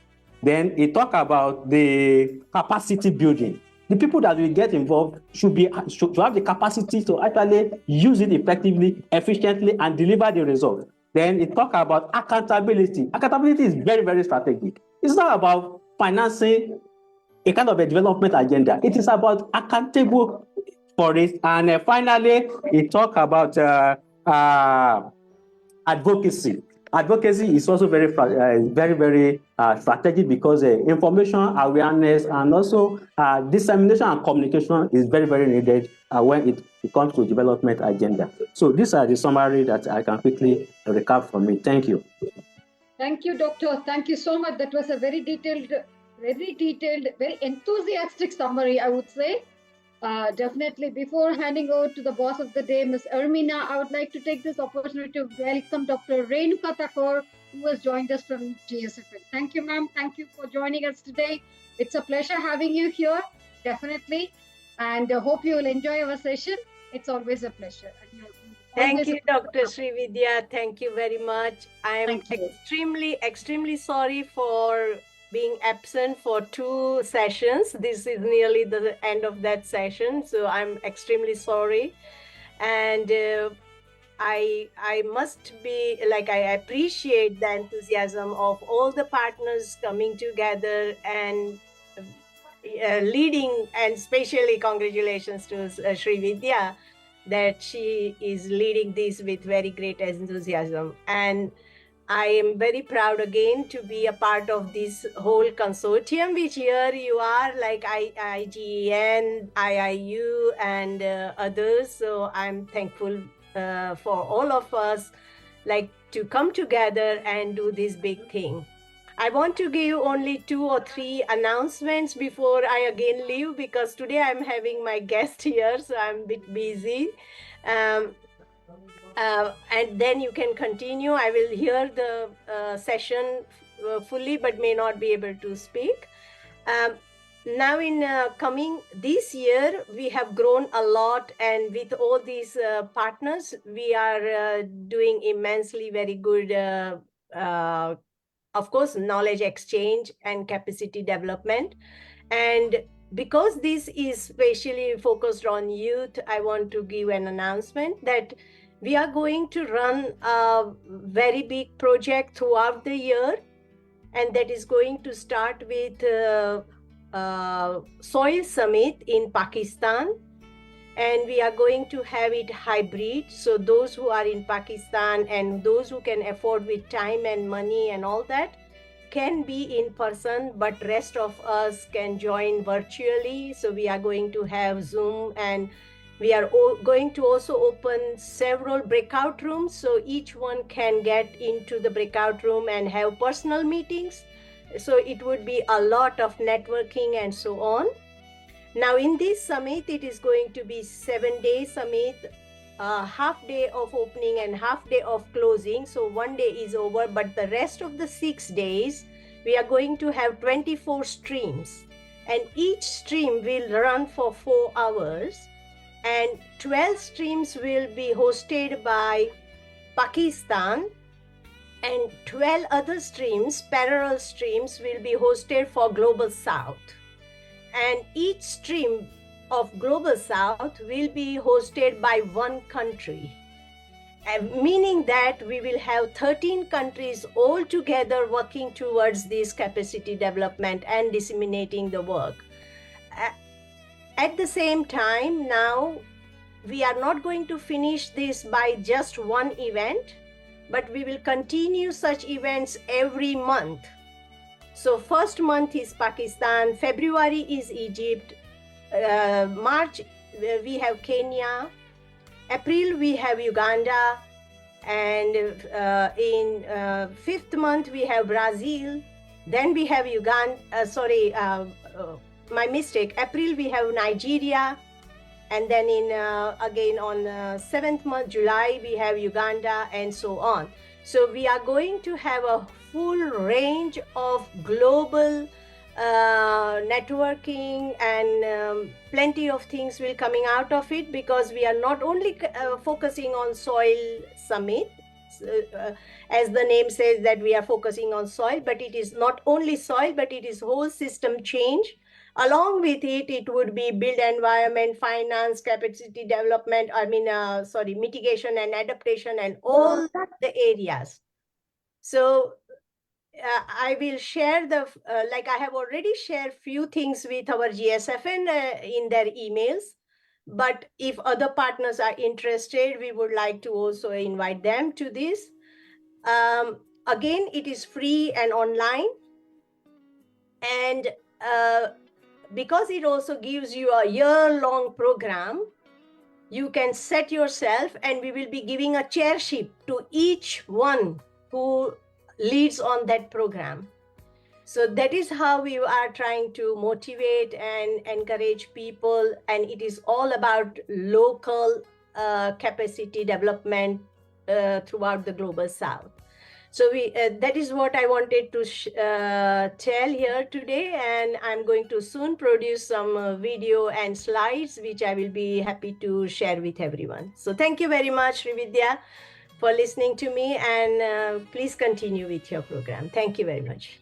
Thank you, Dr. Renuka. It's so nice to hear that we are go global. That's really brilliant, and that's where the whole rational is all about. Thank you. May I have my partner, my boss for the day, Miss Ermi here? Yes, boss, I am here, my dear. Yeah. And I'm happy. I want also to welcome Dr. Renuka. So whom are you planning to welcome next, Miss Ermi? Who are you planning She was to a big welcome? support in Let's Plant Around the World. Dr. Renuka. That's right. Mr. Yes. Suresh has joined the session. And also, yes, like, Mr. Suresh, if is there. Suresh is there. Miss Haripriya is also waiting. Yes. People from India should be given the first place because it's in India. It's nearing midnight. I'm sorry, night. Yes, it's almost 8. It's almost 8. Dr. So, Suresh, immediately please to Mr. Suresh. Ma'am. Yes. Am I Great. audible? You're audible. Let me introduce you. Yes. Dr. Suresh Sestari is a student, Dr. MGR Educational and Research Institute partner, IGEN. Welcome. The stage is yours. Thank you, ma'am. Thank you for introducing me. So, shall I share my screen now? You can share your screen. Yeah, please. Okay, ma'am.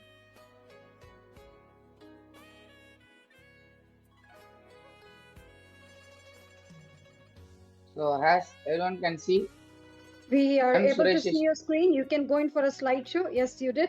If you want, you can keep your camera on. Please go ahead. Please scrupulously maintain the time limit as we have a lot of speakers who are waiting. That's all right. Okay. Good evening, everyone. I'm Suresh Seshatri from Dr. MGR University. So, I'm going to talk about financing the complex transition to clean, renewable energy. So, first we're going to see an introduction about this topic is about. So, financing the complex transition to clean, renewable energy is a critical aspect of addressing climate change and achieving sustainability goals. This transition involves significant upfront costs and long-term investments in infrastructures and technologies and policy frameworks. So, we're going to see some key considerations and strategies for financing this transition. So, first, what are topics we're going to cover for this presentation is public-private partnerships, government incentives and policies, green bonds and sustainable financing, international cooperation, innovative financing models, risk mitigation instruments, research and development funding, education and awareness, infrastructure investment banks, carbon pricing, and lastly, technological innovation and cost reduction. So first we're going to see about public-private partnership. So as we know, everything runs by a corporate. So most of the countries may know that. So public-private partnerships are really important in this situation right now. So encourage collaboration between governments, private companies, and financial institutions to share risk and cost. So government can provide incentives and subsidies or guarantees to attract private sector investments in renewable energy projects. And next we're going to see about green bonds and sustainable financing. So issue green bonds to raise funds specifically for environmentally friendly projects, including renewable energy initiatives, and encourage financial institutions to integrate environmental, social, and governance criteria into their lending and investment decisions. So mostly in this presentation, we're mostly going to cover about the investors, crowdfunding, and many things. So because we need funds to develop the renewable energy across the world. So next we're going to see about international cooperation. So facilitate global collaboration and financial support for clean energy projects, especially in developing countries where the need for sustainable energy is very high because we are running out of fossil fuels, as we all know. So leverage international organizations climate funds, and bilateral agreements to pool resources. So next we're going to see is innovative financing models. So explore new financing models such as energy performance contracts. So contracts can be given by government to private. So many, like, we need to explore new financing models though. Next, where private companies invest in and operate energy projects and are paid based on performance. So next is consider crowdfunding and community financing for smaller scale renewable energy. So as we can see that for many governments, big sectors like that, government, private, they need contracts. But for smaller scale renewable energy projects, mostly the crowdfunding and community financing is the only way to get through this. So next we're going to see about risk mitigation instruments. Develop and implement financial instruments like insurance and guarantees so that the risk associated with so we can deal with the risk associated with renewable energy investments. So enhance credit enhancement mechanism to make project more attractive to the investors. So we have to make such an enhancement, and we have to make a stable outline so that the investors can be attracted. So next, research development and research and development funding. Allocate resources for research and development to drive innovation in clean energy technologies, making them more cost effective and scalable. So as we can see in the graph, generally taken that sources of research and development funds. So first we're going to see about crowdfunding. So crowdfunding is majorly like 12.9%. Federal government grants are 32.9%. Industrial grants 23.5%. Internal resources is it's majority 64.7%. Licensing of IP is 5.9%. Philanthropic grants is 11.8%. State grants is 24.7%, and others are like 10.6%. So this is the data taken generally. So generally, encourage the collaboration between public and private entities in research initiatives. So we have to encourage the collaboration so that the renewable energy projects can be done, and research also can be done through this. So next, education and awareness. So education is the key important role for the renewable energies, because we all know that students, investors are the main goal for our future world. So increase the public awareness and understanding of the benefits of renewable energy, fostering support for policies and projects. Educate investors and financial institutions about the long-term economical and environmental advantages of clean energy investments. Next, infrastructure investment banks. So we can see all like Asian Development Banks, Asian Infrastructure Investment Bank, so many European banks, many banks are infrastructure investment banks. These are some examples. So these are just few banks which are helpful across the world. Then, so establish or leverage existing infrastructure investment banks to focus specifically on the financing clean energy project. Mobilize funds from various sources, including private and public sectors. So next we're going to see about carbon pricing. So as we know, because of the low fossil fuels and low carbon, the prices are increasing. So that's what we're going to talk about. Implement the carbon pricing mechanisms to internalize the external cost of carbon emission, making clean energy more competitive in the market. So as the price for the carbon and fossil fuels, the prices increase, the competitive for the clean energy will be very high, so that many can import e-vehicles, then many filtering systems, so many things to the electricity, and even electricity can be without coal. So there are many energy developments. So next we're going to see about technological innovation and cost reduction. support ongoing technological innovation to reduce the overall cost of renewable energy technologies, making them more economically viable.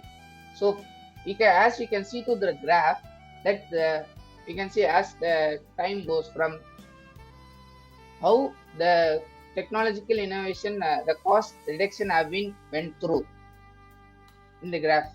Next, conclusion. Financing the transition to clean renewable energy requires a multifaceted approach involving governments, private sectors, entities, financial institutions, and international cooperation. By combining various strategies and leveraging innovative financing models, it is possible to make sustainable energy solutions more accessible and accelerate the global shift towards a cleaner and greener future. So thanks for everyone. Thank you for everyone to listen my speech. So thank you, ma'am. Thank you, everyone. Thank you, sir. Thank you. Thank you, Mr. Suresh. That was a brilliant presentation. Thank you so much. Extraordinary. May we request Dr. Lakshmi or Dr. Lakshmi or Dr. Zahira from IGEN?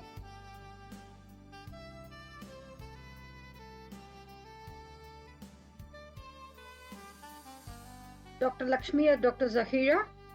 Or can we open it to the floor? Anybody can summarize this presentation, please.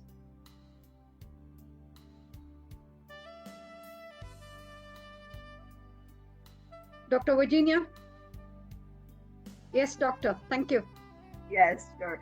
Thank you. I think that again and again in each one of the presentations, we're seeing how we need a multifaceted approach to really address green financing. But I think that one of the really important things that he brought to perspective that we have not heard before is risk mitigation, and that they create these products that will protect the investment. So I think that again and again, we're seeing different aspects of it, but the fact that he talked about effective risk mitigation in renewable energy products is so important, because things will evolve and some things will work and others won't. But nobody will really take the risk if there's not a product that will back up or protect us. So I think that that aspect we had not heard before, and I think that it was right on point. Thank you so much for the presentation. Thank you, Dr. Virginia. Thank you so much. Yes, moving ahead, Madam Ermina, whom are we going to call next? Yes, I'm here. I'm thinking to welcome Dr. Haripriya, if he's there. Dr. Haripriya, are you here? Ms. Haripriya. Yes, ma'am. Yes, ma'am. You are you here? ready? Yes, ma'am. I'm here.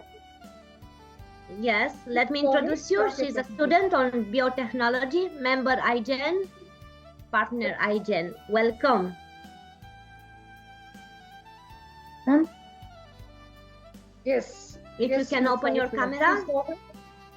Ma'am, actually, my camera is not working, ma'am. You don't need to open your camera. You can open your presentation if you can. Okay, ma'am. Thank you. Presentation.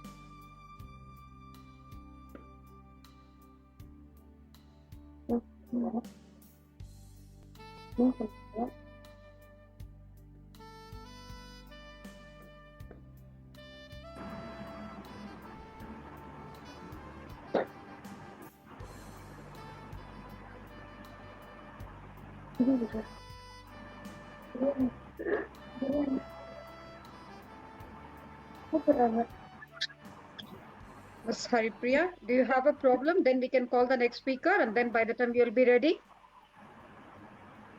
Okay, ma'am. Yeah, sure. Ms. Armina, whom do we choose next? I wish to call Mr. We have Mr. Samrendra Das, if he's here. If he's here, Mr. Samrendra Das. Mr. Bangura. I don't see Mr. Samrendra Das here. And so we'll go ahead with Mr. Bangura. No, and I think just Miss Haripriya we have for presentation. Mr. George is here. here. Someone else? I'm ready Is as my well, voice madam. audible, ma'am? I'm Zahira. Yes, yes, doctor, you're audible. Yes, ma'am. Can I summarize Suresh presentation, ma'am? Since Yeah. or is next speaker is ready. Okay, fine. Let's keep it very short, ma'am. We finished the summary Oh. with Dr. Virginia because you were not able to come online. Sure, ma'am. But still, we'll do that with you. Let's keep it very short. By the time, if Haripriya, if you can catch up quickly, please. Yeah, Yes. if Haripriya is ready, she can proceed. Yes, ma'am. Dr. Zahira, please go ahead. Okay. So actually, Suresh, your presentation is very well. So you have presented with financing the complex transition to clean and renewable energy. So he very nicely started with how the public and private can partner and collaborate for the clean and renewable energy and how make the changes in the climate. And also he has very well said that how the government can give incentives to improve this renewable energies, and also he explained about how the investors can come forward and raise funds to give a mini and micro grids to start the clean and green energy funding. And he then continued with how the international collaboration can be done and how the bilateral agreements can be done to get pooled resources and to get global collaborations and financial supports for the clean energy projects, especially in developing countries. So it's very well explained by Suresh, and then he also came for an innovative methods. So nowadays the projects are upcoming by the youngsters, that is we are having a college students and researchers. So if there is a funding agencies to sponsor them to get a good funding, then we can get a good outcome from that. And rather than this, we are also having a risk management. So to overcome this risk management, we have to go for the insurance and guarantees to avoid this renewable energy risk. She also explained about many research grants and having a developing funding. So he listed a few of the research grants, and also he insisted that the education institution should have the awareness for this benefit of renewable energy, fostering the support for policies and projects. So his explanation is very well. Congratulate Suresh for his presentation. Thank you, ma'am. Thank you so much. And yeah, moving ahead, Ms. Armina, I think we should try for Mr. Alimani James Bankura. Mr. Alimani James Bankura, are you around? If you can start your presentation. Mr. Alimani James, are you there? Okay, we'll wait for him to join. And Haripriya, are you ready? Can we go ahead with you? We can go to Mr. George. Yeah, I'm just trying. Ms. Haripriya. Yes, Mr. George, I think you should go on by the time the others will be ready. Okay, perfect. Thank you. Thank you, Mr. George. Please go. We can go to Mr. George. Ms. Armina will introduce you, and then Haripriya, Mrs. Haripriya will manage the problem with network. Mr. Can we have the introduction for Mr. George, please, Ms. Armina?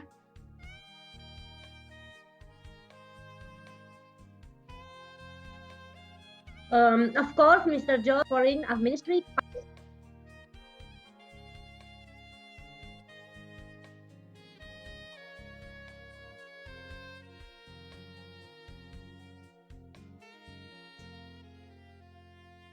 We lost Ms. Armina here. Okay, Mr. George, we welcome you to present. Mr. George Perkilis Heliotis. Hope I'm getting your name right. The law student from UCL. Thank you. Can you see my screen? Let me introduce. I don't know if I was here. I was here. No, you were. We lost you in between. Please go ahead, Ms. Armina. Welcome.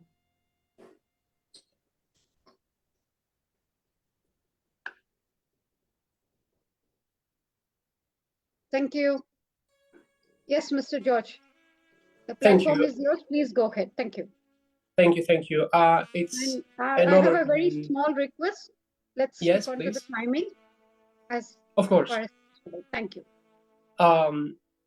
Thank you for inviting me to your amazing conference. It's amazing to be hearing perspectives from colleagues who are at the front of climate change challenges. Today, I'm here to present you a proposal that my colleagues and I drafted as a result of consultations from youth and environmental organizations who work on finance. Our proposal is named Blue Horizons. It's our own proposal, our own policy for accelerating access to climate and disaster reduction finance, as we see that international organizations often have deadlocks and are not able to support the countries who are at the forefront of these challenges. So let me jump into the proposal. The Blue Horizons project is an initiative inspired by the EU Recovery and Resilience Fund after the COVID crisis, which initiated rapid finance support for member states. Also, it financed small-scale projects with important developmental impact. So I would like to go to the main points. So the main focus is the Global South Climate Finance Accelerator proposal, as it is imperative for climate action in the Global South to be financed accordingly and adequately. So the key components of the program are streamlined access to finance, as our program envisions a mechanism for expedited access to climate finance, reducing bureaucratic barriers that have often impeded timely implementation of projects. Also, we focus on capacity building initiatives, as we would like to empower proposals and purposes targeted on programs that build the capacity of nations in the Global South in order to ensure effective utilization of financial resources for sustainable projects. And I think the most important part is the risk mitigation fund. We need to recognize the importance of attracting private investments and public investments from this initiative, as it would introduce a dedicated risk mitigation fund, which would foster a conducive environment for increased private sector participation in sustainable ventures.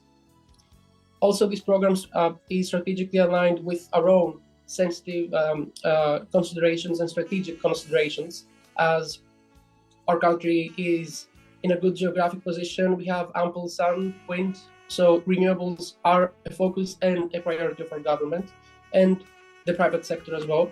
So one of the key points of this section is regional collaboration. As a strategic advantage you have in the Eastern Mediterranean, our country has actively championed regional collaboration. And this is a model that we would like it seeing being replicated in other regions of the world, as climate change is not a national phenomenon, it's a planetary phenomenon that poses a significant risk to everyone's way of life and prosperity.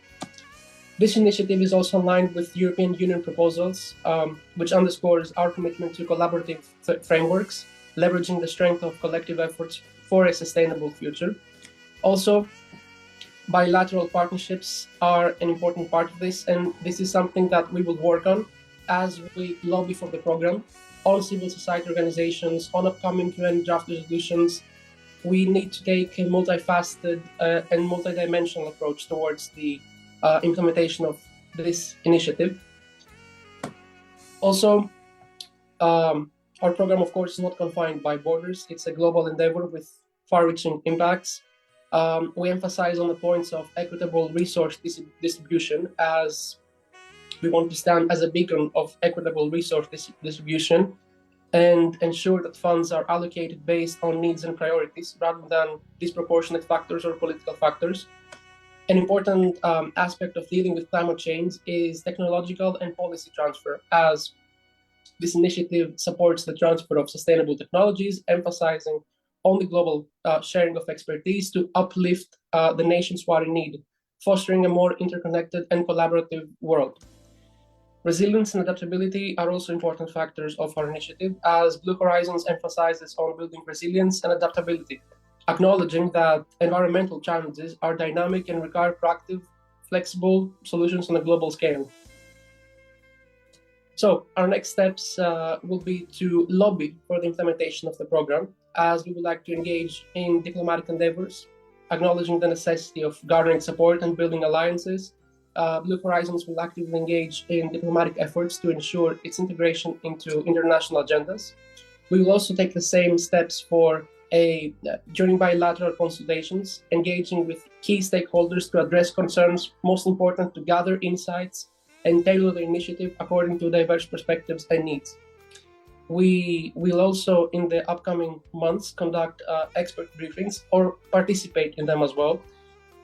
which through them we would like to provide and get in-depth insights into technicalities and foster better understanding and support among decision makers and stakeholders. Public and private collaboration is also a strategic aspect of the program, as by forging collaborations with private entities, our program endeavors to amplify its impact, turning visions into actionable projects through a combination of public and private resources. Okay. Our strategic alignment with the program is to conduct collaboration platforms on a regional basis. So we will propose the establishment of regional collaboration mechanisms and platforms involving Greece and other EU member states with countries in the Global South. These platforms can facilitate knowledge exchange, joint initiatives, and resource sharing for a sustainable development. Also, we will advocate for the specific partnerships between the EU and the countries in the Global South, focusing on finance mechanisms, green technologies, renewable energy, and sustainable practices, with Greece playing a central role in fostering these connections. This is my presentation. If you have any questions, don't be afraid to ask. Thank you, Mr. George. That was a wonderful presentation. Thank you so much. Thank you. Yes. We would like to invite Dr. Amarnath Mishra, who has joined us from Amity University as one of the panelists.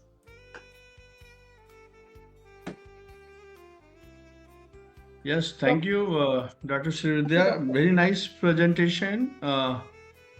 Very nice presentation. And yes, if you are talking about social and economic impacts in climate finance advantage, so this is very important.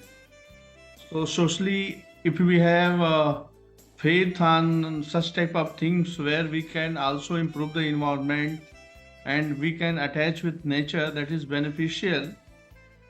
And financially, we will also gain, because such type of climate changes going on changes the environment and the persons suffering from many things.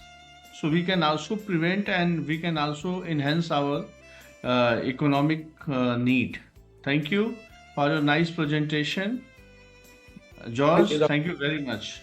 Doctor, if I may very quickly add that in our country we have a national project at the moment called Greco Islands. The Greco Islands we take small islands with small populations and we try to turn them green. Small-scale projects such as these have had impressive results, such as zero electricity bills, of course, zero emissions, improvements in the quality of life. These small-scale projects could be implemented in other parts of the world as well, if they are coordinated, of course. Thank you, George. Thank you very much. As per the forensic aspect, when I'm talking about climate change, I'm also talking about environmental forensics. So there is also, intentionally people involving to damage the climate, damage the environment, damage the air quality, damage the water quality, water pollution is there. So such type of things need to prevent, and there is a proper law required in each country. And developing countries also suffering because during the process of developing, so what happened, there is industry and other factories, waste product also going in water, also that comes through the soil to the crops, and person also going to infected by many diseases, and also there is organic pollutants. So we need to prevent, and there is also required the small as well as a big project to solve such type of issues. Yes, thank you. Thank you, Dr. Amarnath Mishra. That was very kind of you. And thanks for the insight. Can I speak something? Yes, Dr. Renuka. I raised my hand, but I don't think anyone has realized, so I had to intervene. So thank you very much. Yes, George, thank you for giving us this presentation and also highlighting that this big thing is going on. But when I looked at this project, I was a bit confused. Is it focused on just US or the small projects, as you mentioned? Are they how I mean it is sourced, and also I would like to understand the scope of Blue Horizon. Thank you, Doctor. We will begin through EU and Global South cooperation, prioritizing on a regional basis as each region faces risks and catastrophes on different scales. So at the moment, we are conducting consultations with stakeholders in the South, the Global South, the countries who are at the front of climate change, and we will prioritize in the upcoming months. You know, climate change is a massive risk with many technical aspects. I'm a lawyer personally. I'm not aware of the more scientific aspects of it, but we will prioritize on a regional basis, create a flow of information to address specific needs. Of course, our reach and scope is global, and we're focused more on EU and Global South cooperation. I do not have any, how can I say it, comments or contacts with the US. And I think that it's not a priority of the US at the moment to address climate change in the developing world, sadly, of course. Okay, thank you very much. I think we can take it as a private meeting. Please, I have given you, or I will write down my email address and we can meet, because as I mentioned earlier that we are having this every month. We are going to have summits in Global South countries, and we would like you to be one of there to have this understanding, or maybe you can have plenty of connections. So I won't take much time here, but we can connect. Okay, so thank you very much for that. Thank you, Dr. Renuka, and thank you, Mr. George. That was wonderful. I'm sure you will be able to elaborate more on our net zero session, which is going to come forward. Thank you. Dr. Virginia, would you like to add on to that? Anything to add on? Can we move ahead, Dr. Virginia?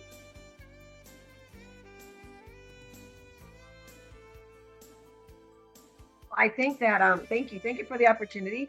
I just wanted to say I want to congratulate this particular presentation because it's actually talking about strategies that are being put into work, right? And how we are really uniting the European countries and how we're actually taking action. An accelerator is actually an organization or a company that helps us expand or move forward in this project. So I want to congratulate you, George, for doing this, because I think that we need to understand that it's not only talking about what we would like to see, we actually have to put strategies that are already working together.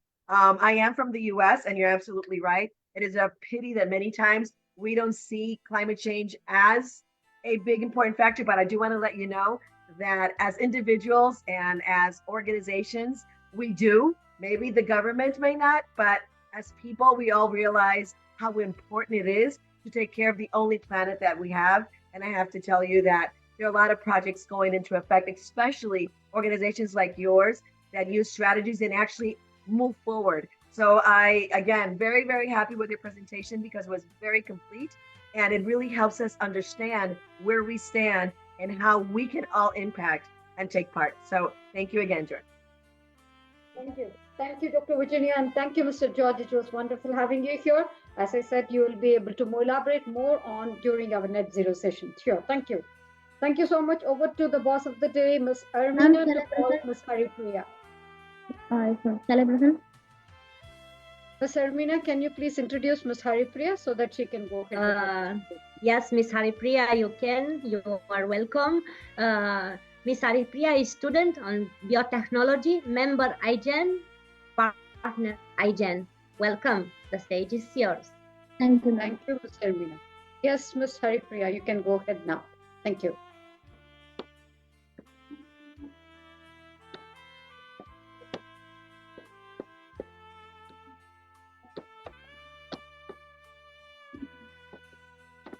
We've got 2 more speakers, so I request everyone to stick on to the time schedule as far as possible.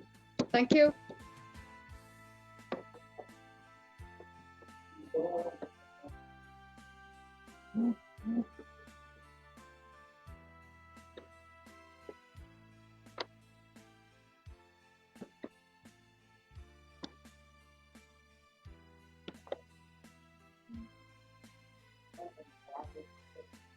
Ma'am, is my screen visible? Your screen is loading. It's not even loading, dear. Ma'am, now, ma'am. Ma'am, now my screen is visible? No, dear, not yet. Yeah, now it is. It is loading. Okay, ma'am. Okay. Good evening, everyone. Myself, Srividhya from Present College. I am here to present about the topic climate finance advantage by tracking the social and economic impact.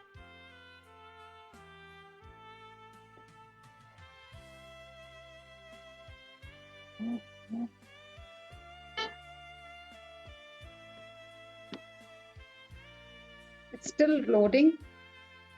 Now, ma'am? Yeah, it's loading. I think you have severe net issues there. No, ma'am. Now, okay, ma'am. Now, can you see? It's not, it's still loading. Okay. Now, can you You see can my presentation? introduce yourself, Ms. Haripriya. Let's see what comes up. I'm Ms. Srividhya from Present College. I'm a member of IGN. Now let us see about I'm here to explain about the topic climate finance tracking by tracking the social and economic impact. And here I'm going to discuss about the topic climate finance, the importance of development impacts in climate finance, what are the benefits of economic development, what are the benefits of social development, how does social development support people and programs. Climate finance. First, generally, we can know about the definition of climate finance. Climate finance refers to local, national, or transnational financing drawn from public, private, and alternative sources of financing that seeks to support mitigation and adaptation actions that will address climate change. Climate finance is needed for mitigation because large-scale investments are required to significantly reduce emissions. This is the diagram for climate finance. COP means COP abbreviation is Conference of the Parties. Conference of the Parties abbreviation is Standard Committee on Finance. Ms. Haripriya, I'm sorry to interrupt. Your screen is not loaded, so we are not able to view your screen. You can just elaborate on the topic. Hope you agree. Dr. Zahira, ma'am, is that fine? Haripriya can able to load it. Yes, ma'am. Or shall I present for you? Ma'am, I'll share again. You can still elaborate on the topic, Ms. Haripriya.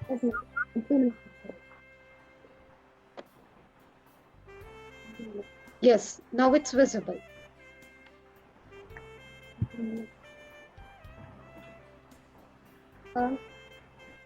Now, COP means Conference of the Parties. Conference of the Parties means Standard Committee on Finance. UNFCCC abbreviation is United Nations Framework Convention on Climate Finance. This convention main objective is to stabilize greenhouse gas concentrations at a level that would prevent dangerous anthropogenic human-induced interference with the climate system.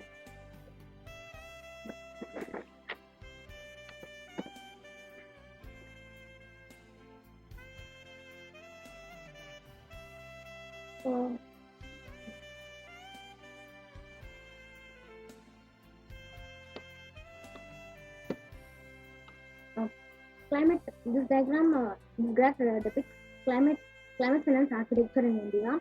In union budgets, budgetary support to national missions, budgetary support to other climate strategies. State budgets, climate funds means NCF, NAF, NDRF, and CAM. It is funded by union budget and sector. Private climate finance, CDM, debt finance, private equity, venture capital. International climate finance, multilateral funds, bilateral funds, international private finance. This is the graph which depicts international climate finance. Global total climate finance is approximately 340 to 650. All financial flows from developed countries approximately 40 to 175. It flows to developing countries through public institutions. It's approximately 35 to 50. Other official flows approximately 14 to 15. MDB finance approximately 15 to 23. climate-related ODA 26, multilateral climate finance 3.4, UNFCCC funds 1.2. This is the climate finance day. Less than 3% of global climate finance currently flows to Africa. The bank is working closely with the key international climate funds as well as other partners to scale up climate finance on the African continent and to strengthen African institutions to directly access climate funds. This is the climate finance. Recently, in the 8th ministerial meeting of the US-India Economic and Financial Partnership, climate finance has been discussed for the first time. Climate finance, it generally refers to public, private, and alternative financing that is used to support mitigation and adaptation efforts to address climate change. Large financial resources are required to adjust to the negative effects of climate change. Climate finance and UNFCCC. UNFCCC established a financial framework to give financial resources to developing nations. The Kyoto Protocol Adaptation Fund intends to finance concrete projects and programs. Climate financing in India. National Adaptation Fund for Climate Change was established in 2016 to meet the cost of adaptation to climate change. National Clean Energy Fund was created to promote clean energy. Global Environment Fund. Global Environment Fund has served as an operating entity of the financial mechanism since the UNFCCC came into force in 1994. What activities does Climate Finance Fund? According to the latest biennial report from the United Nations Framework Convention on Climate Change, global climate change reached $681 billion, and the categories that receive the most investment include climate change resilience, energy efficiency, sustainable agriculture, renewable energy, conservation of biodiversity, climate change mitigation, sustainable transport, adaptation to climate change. Uses of climate finance. Mitigation efforts. The large majority of climate finance USD 93 billion out of USD 97 billion is used for mitigation measures, mostly for capital investments in mitigation measures like renewable energy. Most of the financing USD 55 billion out of US dollar 93 billion from the private sector in the form of capital investments. Bilateral and multilateral institutions USD 19 billion and USD 14 billion respectively. Funds contribute USD 2.4 billion. The offset market provides USD 2.2 billion of incremental cost financing. Voluntary or philanthropic contributions are estimated to provide USD 240 million, slightly more than their contribution to adaptation. Adaptation receives a small share of about USD 4.4 billion. Adaptation is predominantly financed through bilateral institutions USD 3.6 billion out of USD 4.4 billion. Multilateral institutions USD 475 million and voluntary or philanthropy USD 210 million, and a relatively small share USD 65 million is provided by dedicated funds. This is the graph which depicts a global landscape of climate finance 2023, and this is also the graph which depicts a global landscape of climate finance 2023. This is the graph which represents climate finance which occurred in 2023. This is the graph which depicts India needs over $900 billion in climate finance. Climate finance in developing countries. This is the graph which depicts climate finance in developing countries. So, climate finance for developing countries is rising. Climate finance provided and mobilized by developed countries in USD billions.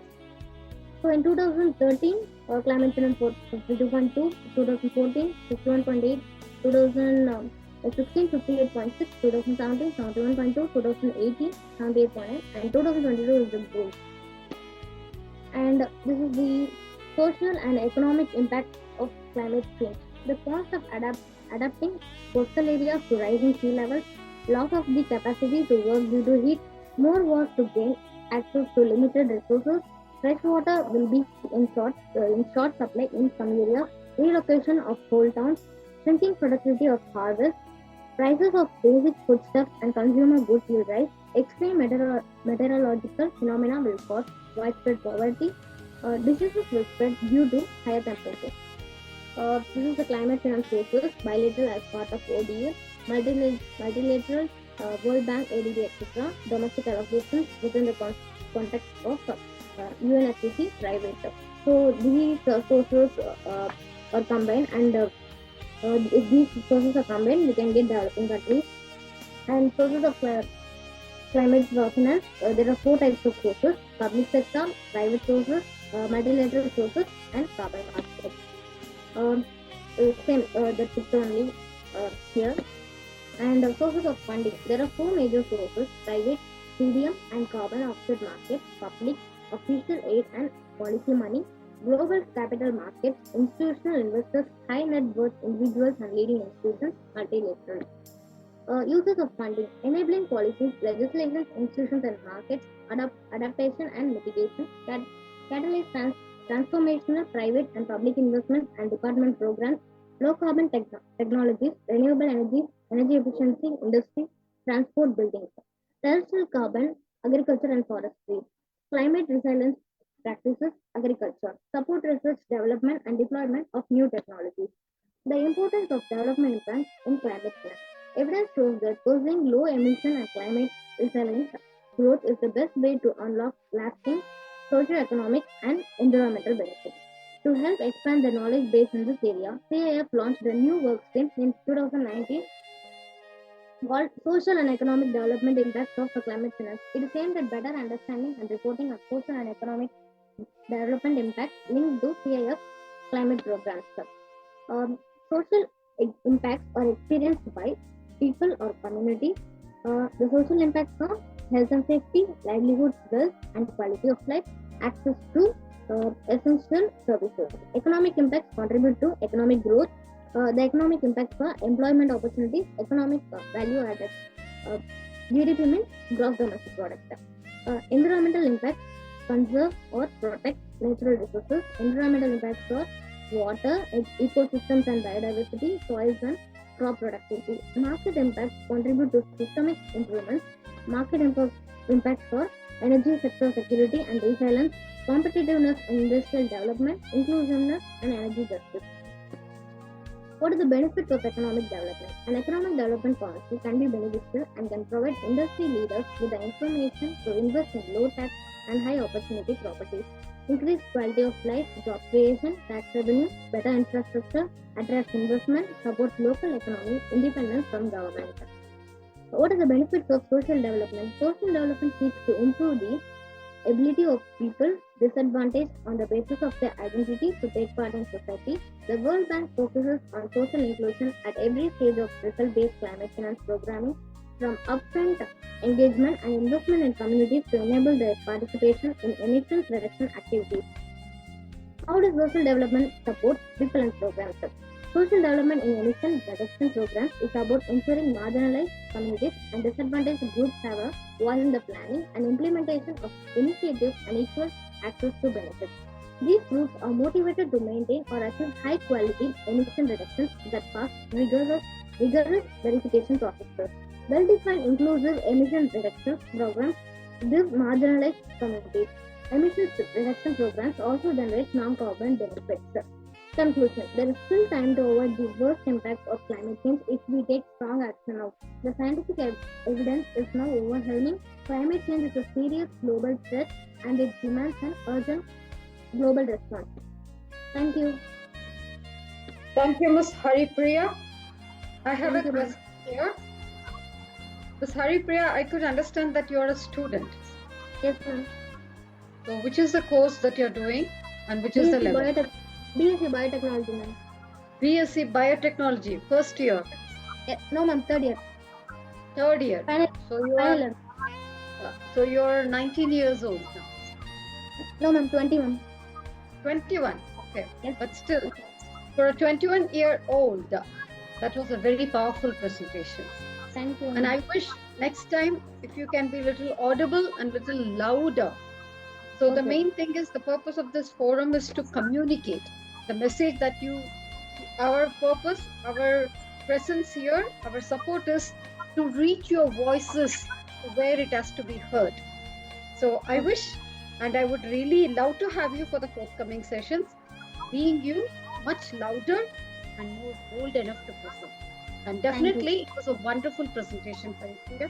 It had all its content, and also you did not give up. You were so resilient saying that, ma'am, I will present. Just give me a chance. That time I had internet problem. So it was really motivating, not only for you, but for us too. Thank you. Thanks for having you here on this forum. It was wonderful. And may I welcome Madam Zakira to give us a summary of this presentation. Thank you so much.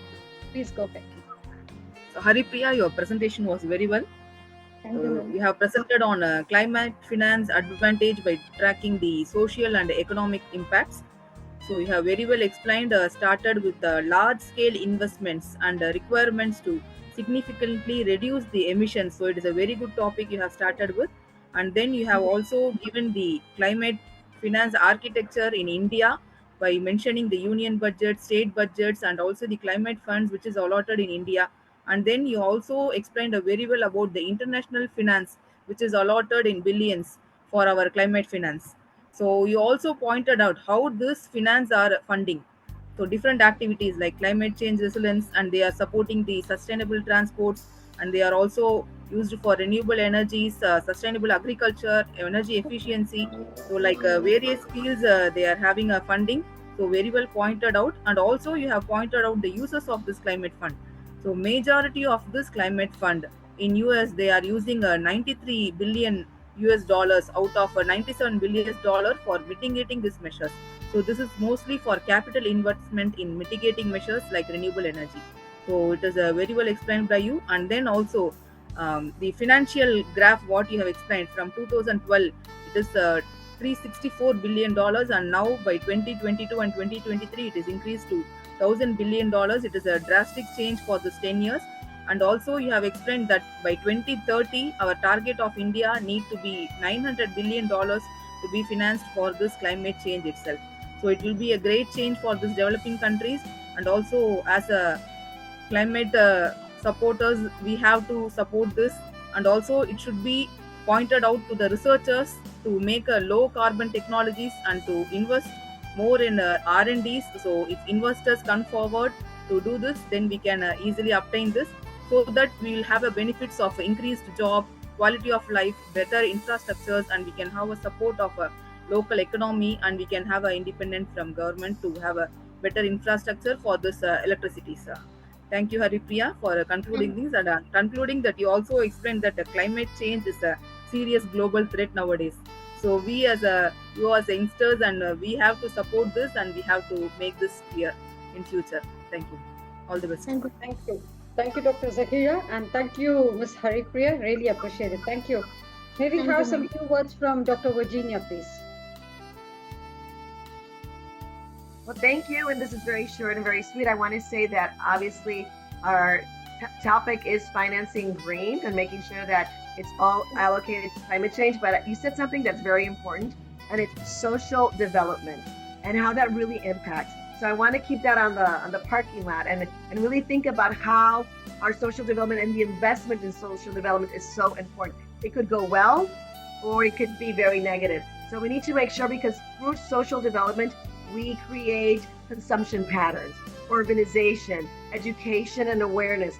There's different things. So not only money to really help us in that area, but also how do we impact people and the way people do things. So thank you so much for such a thorough presentation. Thank you, Dr. Virginia. Yes, that was a very quick and quintessential summary. Thank you, Dr. Virginia. Thank you. Over to the boss of the day, Madam Ermina. So are we going to fish around I now? did. I'm here. Yes, I think so, all the speakers was today was here, and we can ask some summarize we can open the of forum the day. to the, yeah. We still have not covered one particular pointer. That's COP in measuring, reporting, verifying, and extending support provided to developing countries. So is there anyone who would like to take the pointer? That is maybe COP. Sir Bishnu, Dr. Bishnu is here. Maybe Dr. Bishnu is here in measuring and reporting, verifying, and extending support to developing countries. Mr. Samuel, Mr. Samir Aliko, I could see a lot of messages in the message box there. Mr. Chavo is joined, so he will take up his pointer now. I think we need to invite him quickly. Mr. Chavo is the last speaker for the day, and he has joined now. He's going to speak on building resilience to climate shocks as a priority. Welcome, Mr. Daniel Chavo. Thank you very much.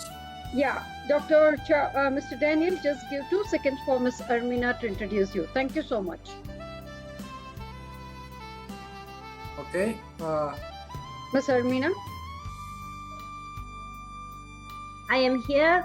Mr. Daniel Chavo Kiseka is co-founder and Chief Operating Officer Nutra West. Welcome. The virtual stage is yours, Mr. Daniel.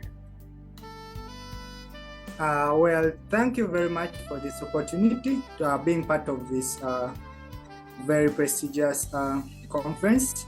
Like mentioned, Daniel Chavo Kiseka is my name. I'm an entrepreneur. Besides working at Nutravest as co-founder and chief operating officer, I double as the country representative for young professionals for our group for culture development. That is YFAD in short. I'm the Ugandan country representative. And I'm basically going to show you why building resilience to climate shocks is a priority. Well, building resilience to climate shocks is not just an option, it is an imperative as our planet continues to face the devastating of the consequences of climate change. Sorry. The need to prioritize resilience has never been greater. Climate shocks such as extreme weather events, rising temperatures, and sea level rise pose significant threats to our environment, economy, and communities. In order to mitigate the impacts of these shocks and ensure a sustainable future for generations to come, we must come to proactive measures to build resilience. Resilience refers to the ability of a system or community to withstand and recover from the shocks and stresses. It is about adapting to changing conditions and bouncing back stronger in the face of adversity. Building resilience to climate shocks requires a multifaceted approach that addresses both the mitigation and adaptation aspects of climate change. On the mitigation front, we must prioritize reducing greenhouse gas emissions and transitioning to clean and renewable sources of energy. By decreasing our reliance on fossil fuels and embracing sustainable practices, we can mitigate the severity and frequency of climate shocks. This includes investing in the renewable energy infrastructure, improving energy efficiency, and promoting sustainable land use practices. However, even with the best mitigation efforts, climate shocks are inevitable. That is why adaptation is equally important. We need to invest in infrastructure and technologies that can withstand extreme weather events, such as resilient buildings, flood control systems, and climate-resilient agriculture.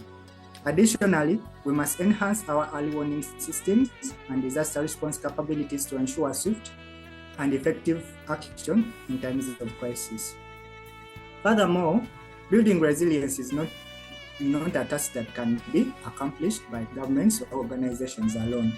It requires collective action and collaboration at all levels, from individuals and communities to businesses and governments. We must engage in knowledge sharing, innovation, and partnerships to develop and implement effective resilience strategies.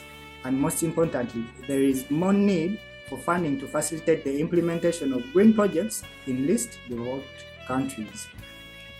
It is therefore a major requirement for donors and intermediaries to create a financial model that delivers adequate grant-based funding to local organizations for they are on the front line of climate change. This calls for greater flexibility in budgets with scope to change budgets mid-project in case of unforeseen events like political insecurity or climate disasters like flooding, which need quick response. If there is no flexibility, to redirect resources. Communities can't respond, which links to why donors need to be connected to projects to get a clear idea of realities on ground to be able to see why project budgets need more flexibility. Climate action is everyone's responsibility, and if we are to build a world with friendly climate, youth innovations and actions have to be put at the front line, allowing us to lead the revolution and change the mindset that we are the leaders of tomorrow to the real fact that our leadership has already started and we are the leaders of today. In this regard, allow me to introduce to you a project that is combining access to real-time weather information for early warnings and agriculture insurance for adaptation and resilience for farmer communities against climate events in Uganda. The project is titled Community-Led Adaptation Solutions for a Sustainable and Resilient Development under a Changing Climate and Environment. In short, it is regarded as Class Red. When I gave you a background of Africa and Uganda and Africa at large, Africa and Uganda agricultural system is heavily dependent on small-scale farmers, and it is why it is mainly rain-fed. Therefore, the prevailing impacts of climate change, which are characterized by erratic seasonal rainfall onset amounts and cessation, makes it difficult for small-scale farmers to adapt to climate change, which weakens their capacity to survive the impacts. Government efforts are in place to provide the farmers with timely climate information so that they can plan better their farm management activities. However, the forecast does also sometimes fail, facilitating the farmers with capacity to adapt to climate change. Therefore, extra efforts to increase farmers' resilience to climate change through additional solutions like agriculture insurance will be provided. In Uganda, Nutravis, a private company which represents the farmers and their interest, is leading a consortium of partners who include the Uganda National Meteorological Authority, which we regard as UNIMA, Nutravest, the Agro Consortium, CLIMDEV, and Uganda Meteorological and Allied Professionals Association, or in short, regarded through as UMAPA, to implement this project in which farmers adopt using new climate change solutions to adapt to climate change. The project focuses on any of the following major insurance schemes. The first insurance scheme is known as the index-based insurance. The index-based insurance is based on specific indices such as weather parameters, like rainfall and temperature, satellite data, or vegetation indices to determine the extent of crop loss instead of assessing individual farm level losses. Index-based insurance simplifies the claims by linking compensation to index values, which represent the overall crop performance. The other scheme that we'll focus on is the multi-peril insurance. This is a kind of insurance that bundles together multiple coverages that typically would be needed with each other. The package may include multi-peril crop insurance, livestock insurance, poultry insurance, and aquaculture insurance. In a research that we made before coming up with this project, according to a report by Guetex et al. 2025, agriculture insurance has so far been practiced and adopted by small farmers, or the ones called smallholder farmers in various countries, among which include India, Mongolia, Ethiopia, Tanzania, Kenya, and Rwanda. In their study, it is reported that farmers in these countries have adopted the agriculture insurance services, increased their allocation of funds into their agriculture enterprise inputs, and as a result, increased their profits and savings. The report further indicates that the more and more farmers adopted to the services, even without premium subsidies, the services can cater for any agriculture enterprise like crops and livestock. Therefore, agricultural insurance can as well benefit small-scale farmers from Uganda. A report by FAO 2019 in their handbook. The 2019 handbook on climate information for farming communities reveals that the success of the crop and weather insurance scheme is closely linked with the availability of climate information. The production of this climate information requires the functionality of weather stations established in the beneficiary communities. The weather data from the stations help in determining the compensation threshold for the insurance schemes and also ensure right decision making for the farm enterprise. Weather and climate forecasting. This is another report by Holger Minke, 2010, says is one of the most risk management tools, sometimes play an important role in decision making. When look at the objectives of the clustered project proposal, the main objective of the proposal is to increase farmers' capacity to adapt to climate change. However, there are specific objectives that include increasing awareness of 20,000 smallholder farmers to climate solutions like agriculture insurance, increasing the number of farmers accessing weather and climate information, providing farmers with weather and climate information, enrolling farmers in agriculture insurance, increasing the number of farmers adapting to agriculture insurance by 20,000 farmers, and monitoring the use of agriculture insurance by the 25,000 farmers. Some of the outputs that we expect in this project include registering at least an 80% of the 20,000 farmers being sensitized in agriculture insurance, 85% of the 25 farmers being provided with agriculture insurance services, and 20,000 of the 20,000, 80% of the 10,000 farmers will be given more access to climate and real-time climate information, and they will be monitored as well. Some of the main activities that will take place while the project is underway include Nutraverse leading the sensitization and training of farmers in using the climate change solutions, registering the farmers to implement the climate change solutions, and monitoring the farmers' adaptation and monitoring the farmers' adaptation to insurance services. The Uganda National Meteorological Authority, UNIMA, will install rainfall stations, make ongoing weather observations, and produce weather statistics for each community. The Insurance Regulatory Authority, which is a government agency as well, will produce and regulate the threshold for compensations. Insurance companies under the Agro Consortium will offer the premiums, and routinely the project team will evaluate the progress. The project management include Nutraverse, a private company which has established a network of 12,000 smallholder farmers in 4 and 3 regions of Uganda. Uganda has 4 regions, and we have so far been worked in 3 regions of the country. And Nutraverse will lead conducting the training of farmers in the use of climate information and agriculture insurance.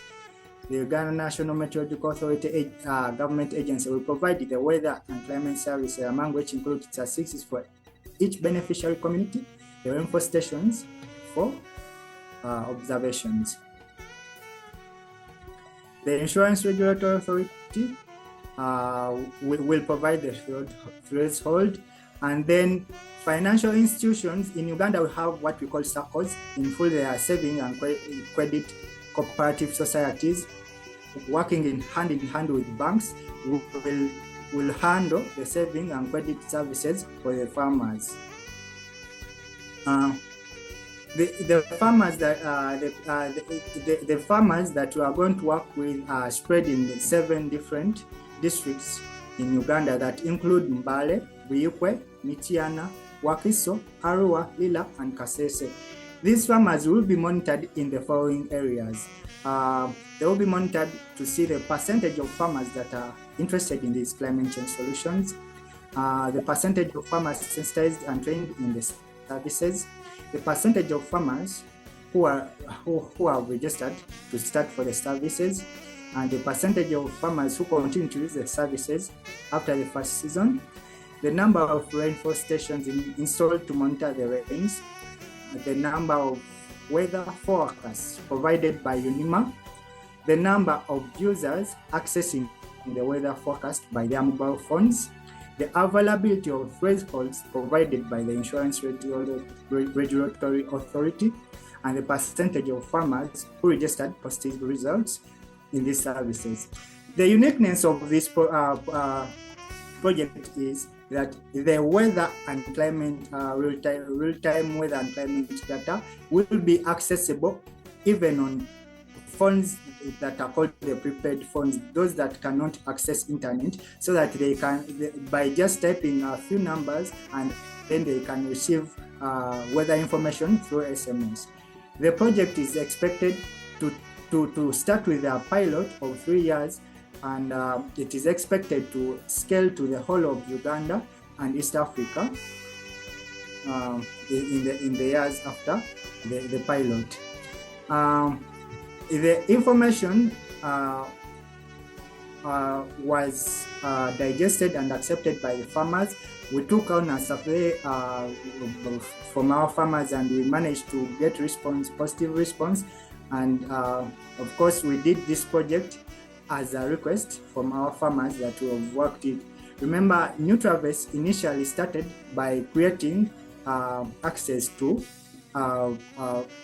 fair markets to the smallholder farmers. It is from that experience that we have earned their trust, and we have gone ahead to identify other challenges that they are facing, which include climate change, and the major challenge is the ignorance for their climate information. So we are creating knowledge to climate information and resilience as well. You may take the greatest H hands. I will be sharing with you the links to the research books and reports that we use to combine this kind of information to come up with the class red proposal. In my conclusion, I would say that building resilience to climate shock is not just a priority, it is a moral obligation. We owe it to ourselves, future generations, and the planet to take proactive measures to mitigate and adapt to the impacts of climate change. By prioritizing resilience, we can create a more sustainable and secure future for all. Let us act now before it's too late. Thank you very much. Thank you, Mr. Daniel. That was a wonderful presentation, and definitely you have shared a lot of knowledge about your country and about the resilience towards the climatic adaptation and climatic finance thereby. And may I request Dr. Virginia to summarize the presentation if it's possible? Sure. I actually very, very impressed with what NutraVest is doing in Uganda and in Africa. They are mostly an agri-tech company. So like he said, they learned a lot from what they initially did, and their focus on smallholder farmers is really important. We need to realize that if we don't have farmers, we don't have food. And if we don't have food, we don't have a planet. So it's so important that we're focusing on the right people. I think also that the fact that you're accelerating and really value chain in Africa is so important, knowing that Africa is so big and that mostly, like you said, agriculture is so important. But there are two aspects that I think that you're doing wonderfully, and I think that are key. Number one is insurance, really providing and explaining why we need insurance, right? And making it accessible. You said 85% of the people that you serve are participating in this insurance, and that is key because we don't really know what happens with climate. You know, climate change is exactly that. And then you also talked about resilience, and I think that resilience comes with your whole weather forecasting. If we know and we're able to forecast ahead of time what's happening, we can definitely plan in real time. So there were two great things that I really captured. A lot of everything, you're doing so many best practices. So I want to congratulate the company. But I think that these are two things that we really haven't heard before. And that's weather forecasting and how important it is to get it to our farmers. And the other one is making sure that they understand why insurance is important and having access to that. So thank you so much. Thank you. Thank you. It was great, Daniel. Thank you so much for sharing all that. Thank you, Mr. Daniel, for that insightful presentation, and for Madam Virginia for that summing up. That was a wonderful summing up, and we could really, we learned quite a lot from you. Thank you. Well, moving ahead, I think Mr. Chikumbi is still waiting. Mr. Chikumbi, would you like to present yourself, Mr. Chikumbi? Hope everything is sorted at your end. Yes, everything is now okay. Okay, you can go ahead with your presentation, please. And time limit, Okay. click onto the time limit because... Okay. Okay, let me share my document, my screen first.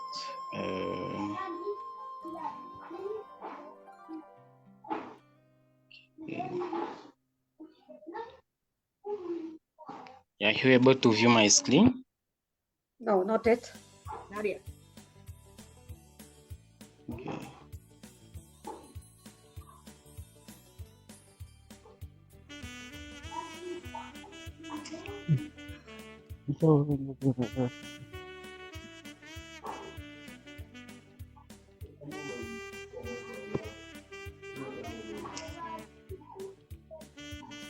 Not yet? Not yet. Oh my God. What's the problem here?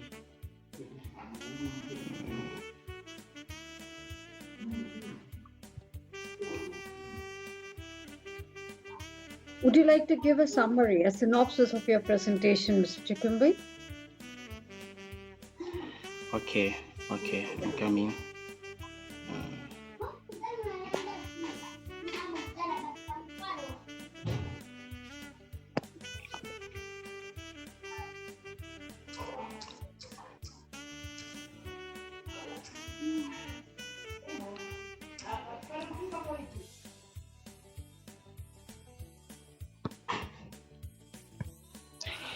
Okay, so the summary. Countries assisting in improving coherence and coordination in the delivery of the climatic change. Okay, the topic I was given to present on is climate finance through climate finance advantage through the tracking of social and economic impacts, which that other presenter talked about.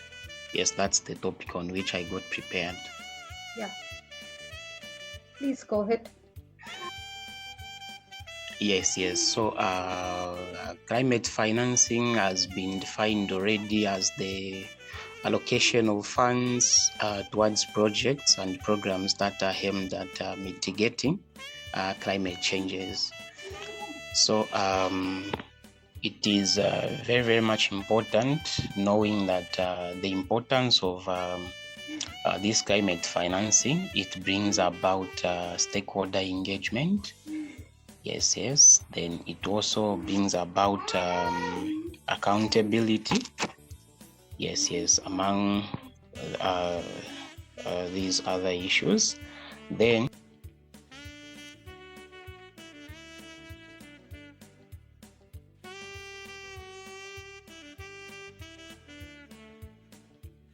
I think he lost the connection. I think we lost him there. Well, I would request Dr. Shahid Adibisi to give his insights about the whole topic. Dr. Shahid Adibisi, doctor, if you're here, would you like to give your insight about the whole program, whole topic, the climatic finance, in a short summary? Thank you. Wow, this is a very rich task, and yes, I actually followed the whole presentation right from the first to the last one, and I think there are these very lessons that actually resonated within me when I was listening along, and that is the fact that there is no domain or no system or no body or no government or no existence of entity that has the embodiment of what it takes to take the world to the next level, which is the solution we are all seeking for. from each of these very presentations, from the case study to the illustration to the facts and figures, and each, there is something unique in each presentation that when we mark them together, it's going to form a very beautiful recommendation for the global community as a whole. And that is what I was even thinking that after this very session, what are we going to do with this a whole lot of information, a whole lot of recommendation, a whole lot of solution? What are we going to do with it? I think we advise the panel and the body as the partnership to actually do maybe a documentation and submit it to different levels of platforms that are involved in this very agenda, from the UN to different countries and from diplomatic offices and the rest like that, and companies that are actually financing or driving the sustainable development issues. Because it is not enough to talk about it. It is not enough to generate this very weight of a solution and knowledge. Well, taking it further, engaging them with this very discussion, and even showing them most of these very presentations and inferences and cases. I think it will do us and the world of the global community a very good advantage. So that is my takeaway submission. Thank you. Thank you. Thank you, Doctor. Thank you so much. Dr. Virginia, before we sum up, would you like to add on?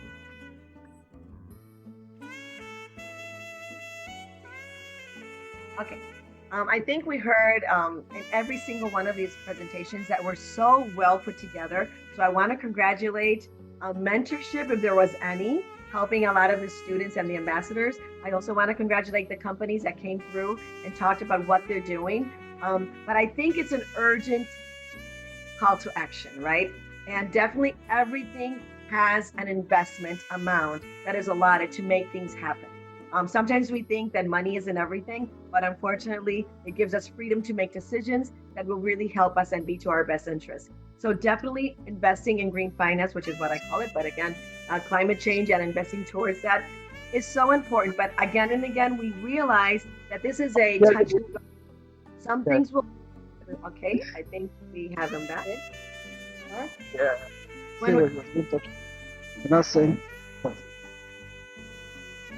Sorry about it.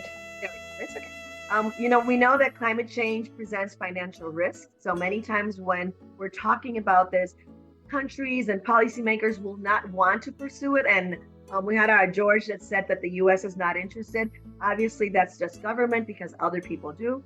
But I do understand, where do we allocate the funds in order to do research and development, to do technology advancements? All this is really to do education and awareness.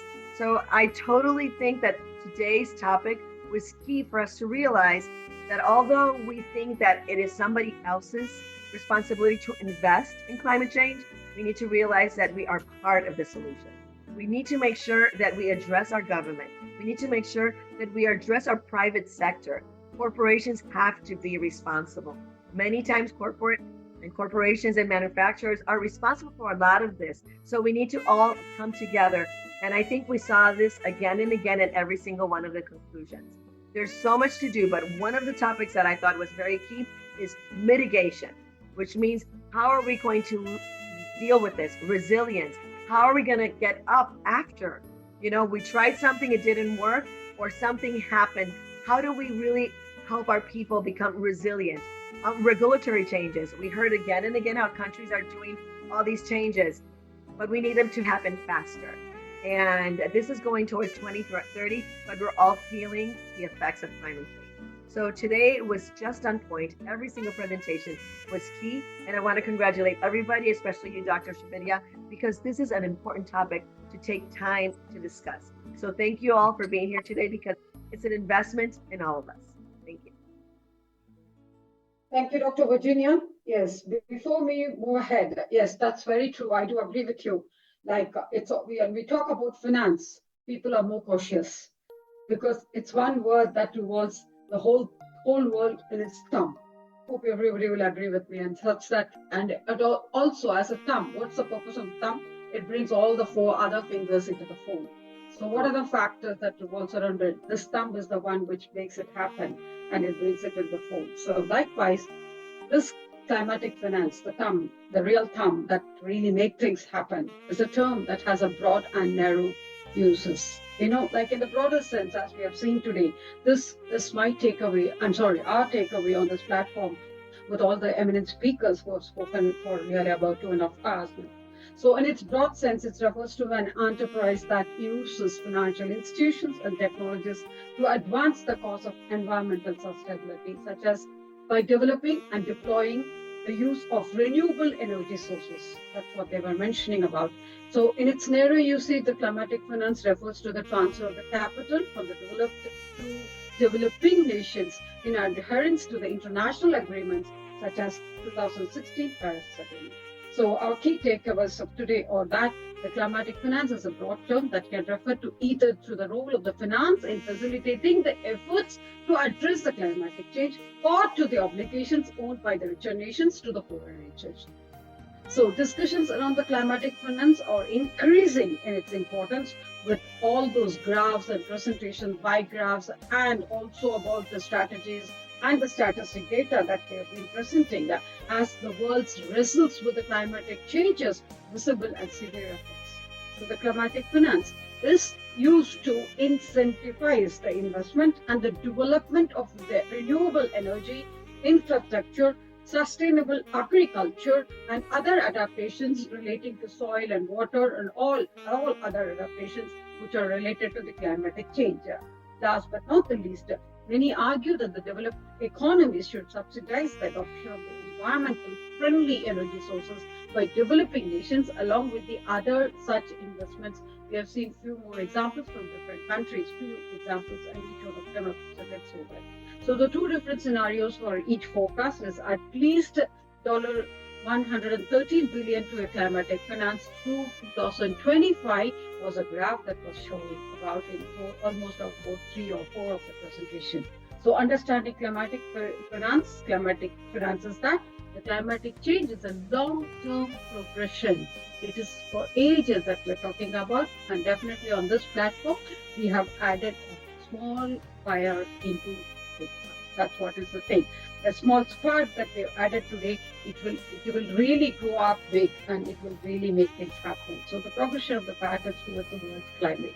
These changes are commonly related to human activities and the use of non-renewable resources like fossil fuel, and these resources are help to raise the Earth's temperature by releasing the green gases that into the atmosphere. So the climatic finance is a way for the individuals and the nation to fight the climatic change. So in the most general sense, the climatic finance refers to any type of financing used to tackle the climatic change, and the financing normally take place in municipal, national, state, and national and international and the global level, comes from various sources, both private and public. So there are two different scenarios that have been modeled to estimate how much money is being developed by the countries would contribute to the climatic financing initiative.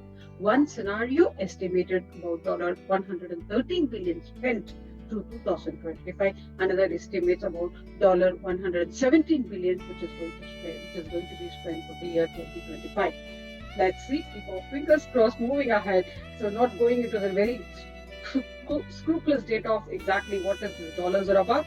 Contributors of this climatic finance involves and summarize the whole financial institutions like banks and other intermediaries to transfer capital overseas, financial markets to price energy commodities, and derivatives in the markets to hedge and exchange risk-related energy prices, stock exchanges and investment vehicles to facilitate investment in the renewable energy companies. So hopefully all these stakeholders who are present with us on this platform or otherwise in the community will help us to do the needful. So climatic finance encompasses all these activities which are likely to accelerate even further in the coming years.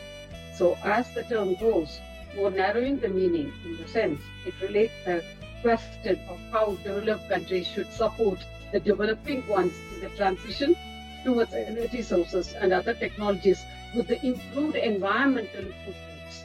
So these discussions are not only today, and it will go on forever and ever until we reach our national. Thank you so much. And that's the takeaway for today. Over to the boss of the day, Madam Annie. Thank you.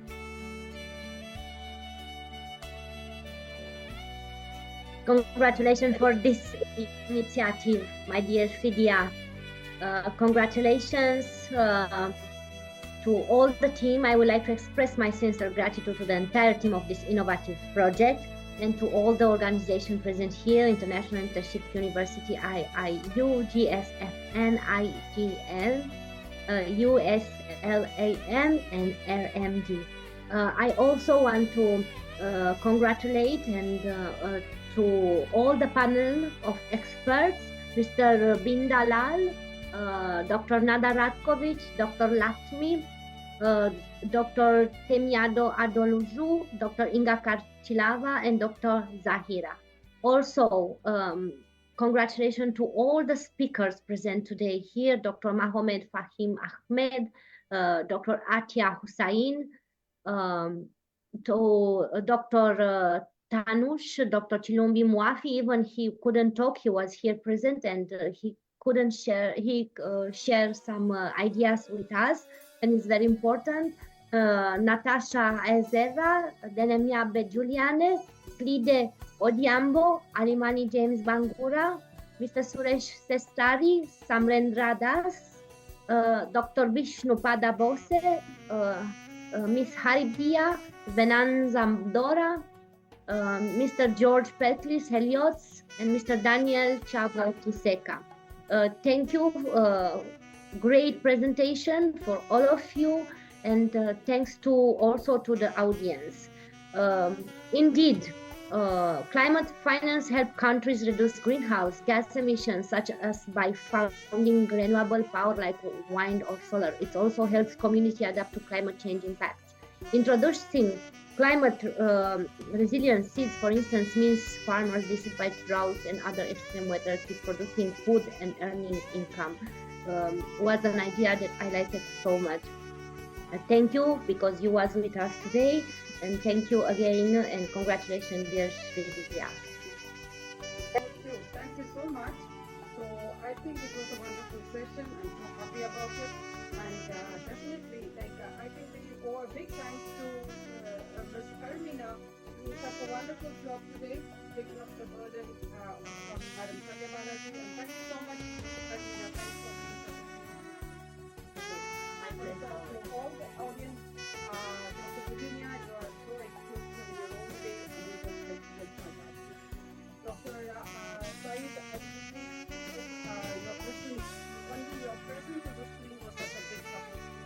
So, no words to say your influences and your insights and your definitely knowledge. And all our beautiful teachers of institutions, I'm so proud to call myself an educationist because I'm so passionate about education. Likewise, as an educator, everybody will agree with me, almost every one of us is an educator. When we see students speaking, that gives a sense of satisfaction, that we could see the younger generation coming up and expressing their views. That's the main rationale of it, giving an opportunity for the younger generation to voice out their views and to take them lead to do the things, to encourage action.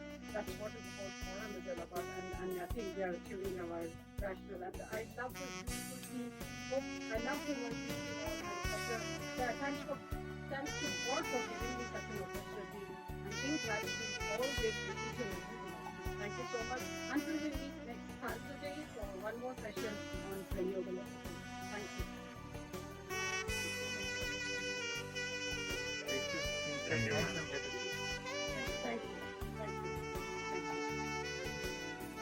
Thank you. Thank you, Niranjan. Thank you for the work. Thank you. So much. Thank you, Niranjan. Thank you. Thank you. Thank you, Dr. Vishnu. Thank you, Dr. Zakira. Thank you, everyone. Thank you. Thank you. Thank you. Thank you to each and every one of you. Each and every one of you. Thank you so much. Thank you for IIU for being such a soulful partner. I can't call you as a community partner. Thank you. Thank you so Madam, much. next topic for conference. Next topic. Renewable source, renewable energy resource towards sustainability. Yeah. Thank you, sir. Thank you. Sure. Thank you. Thank you so much. Thank you. Thank you.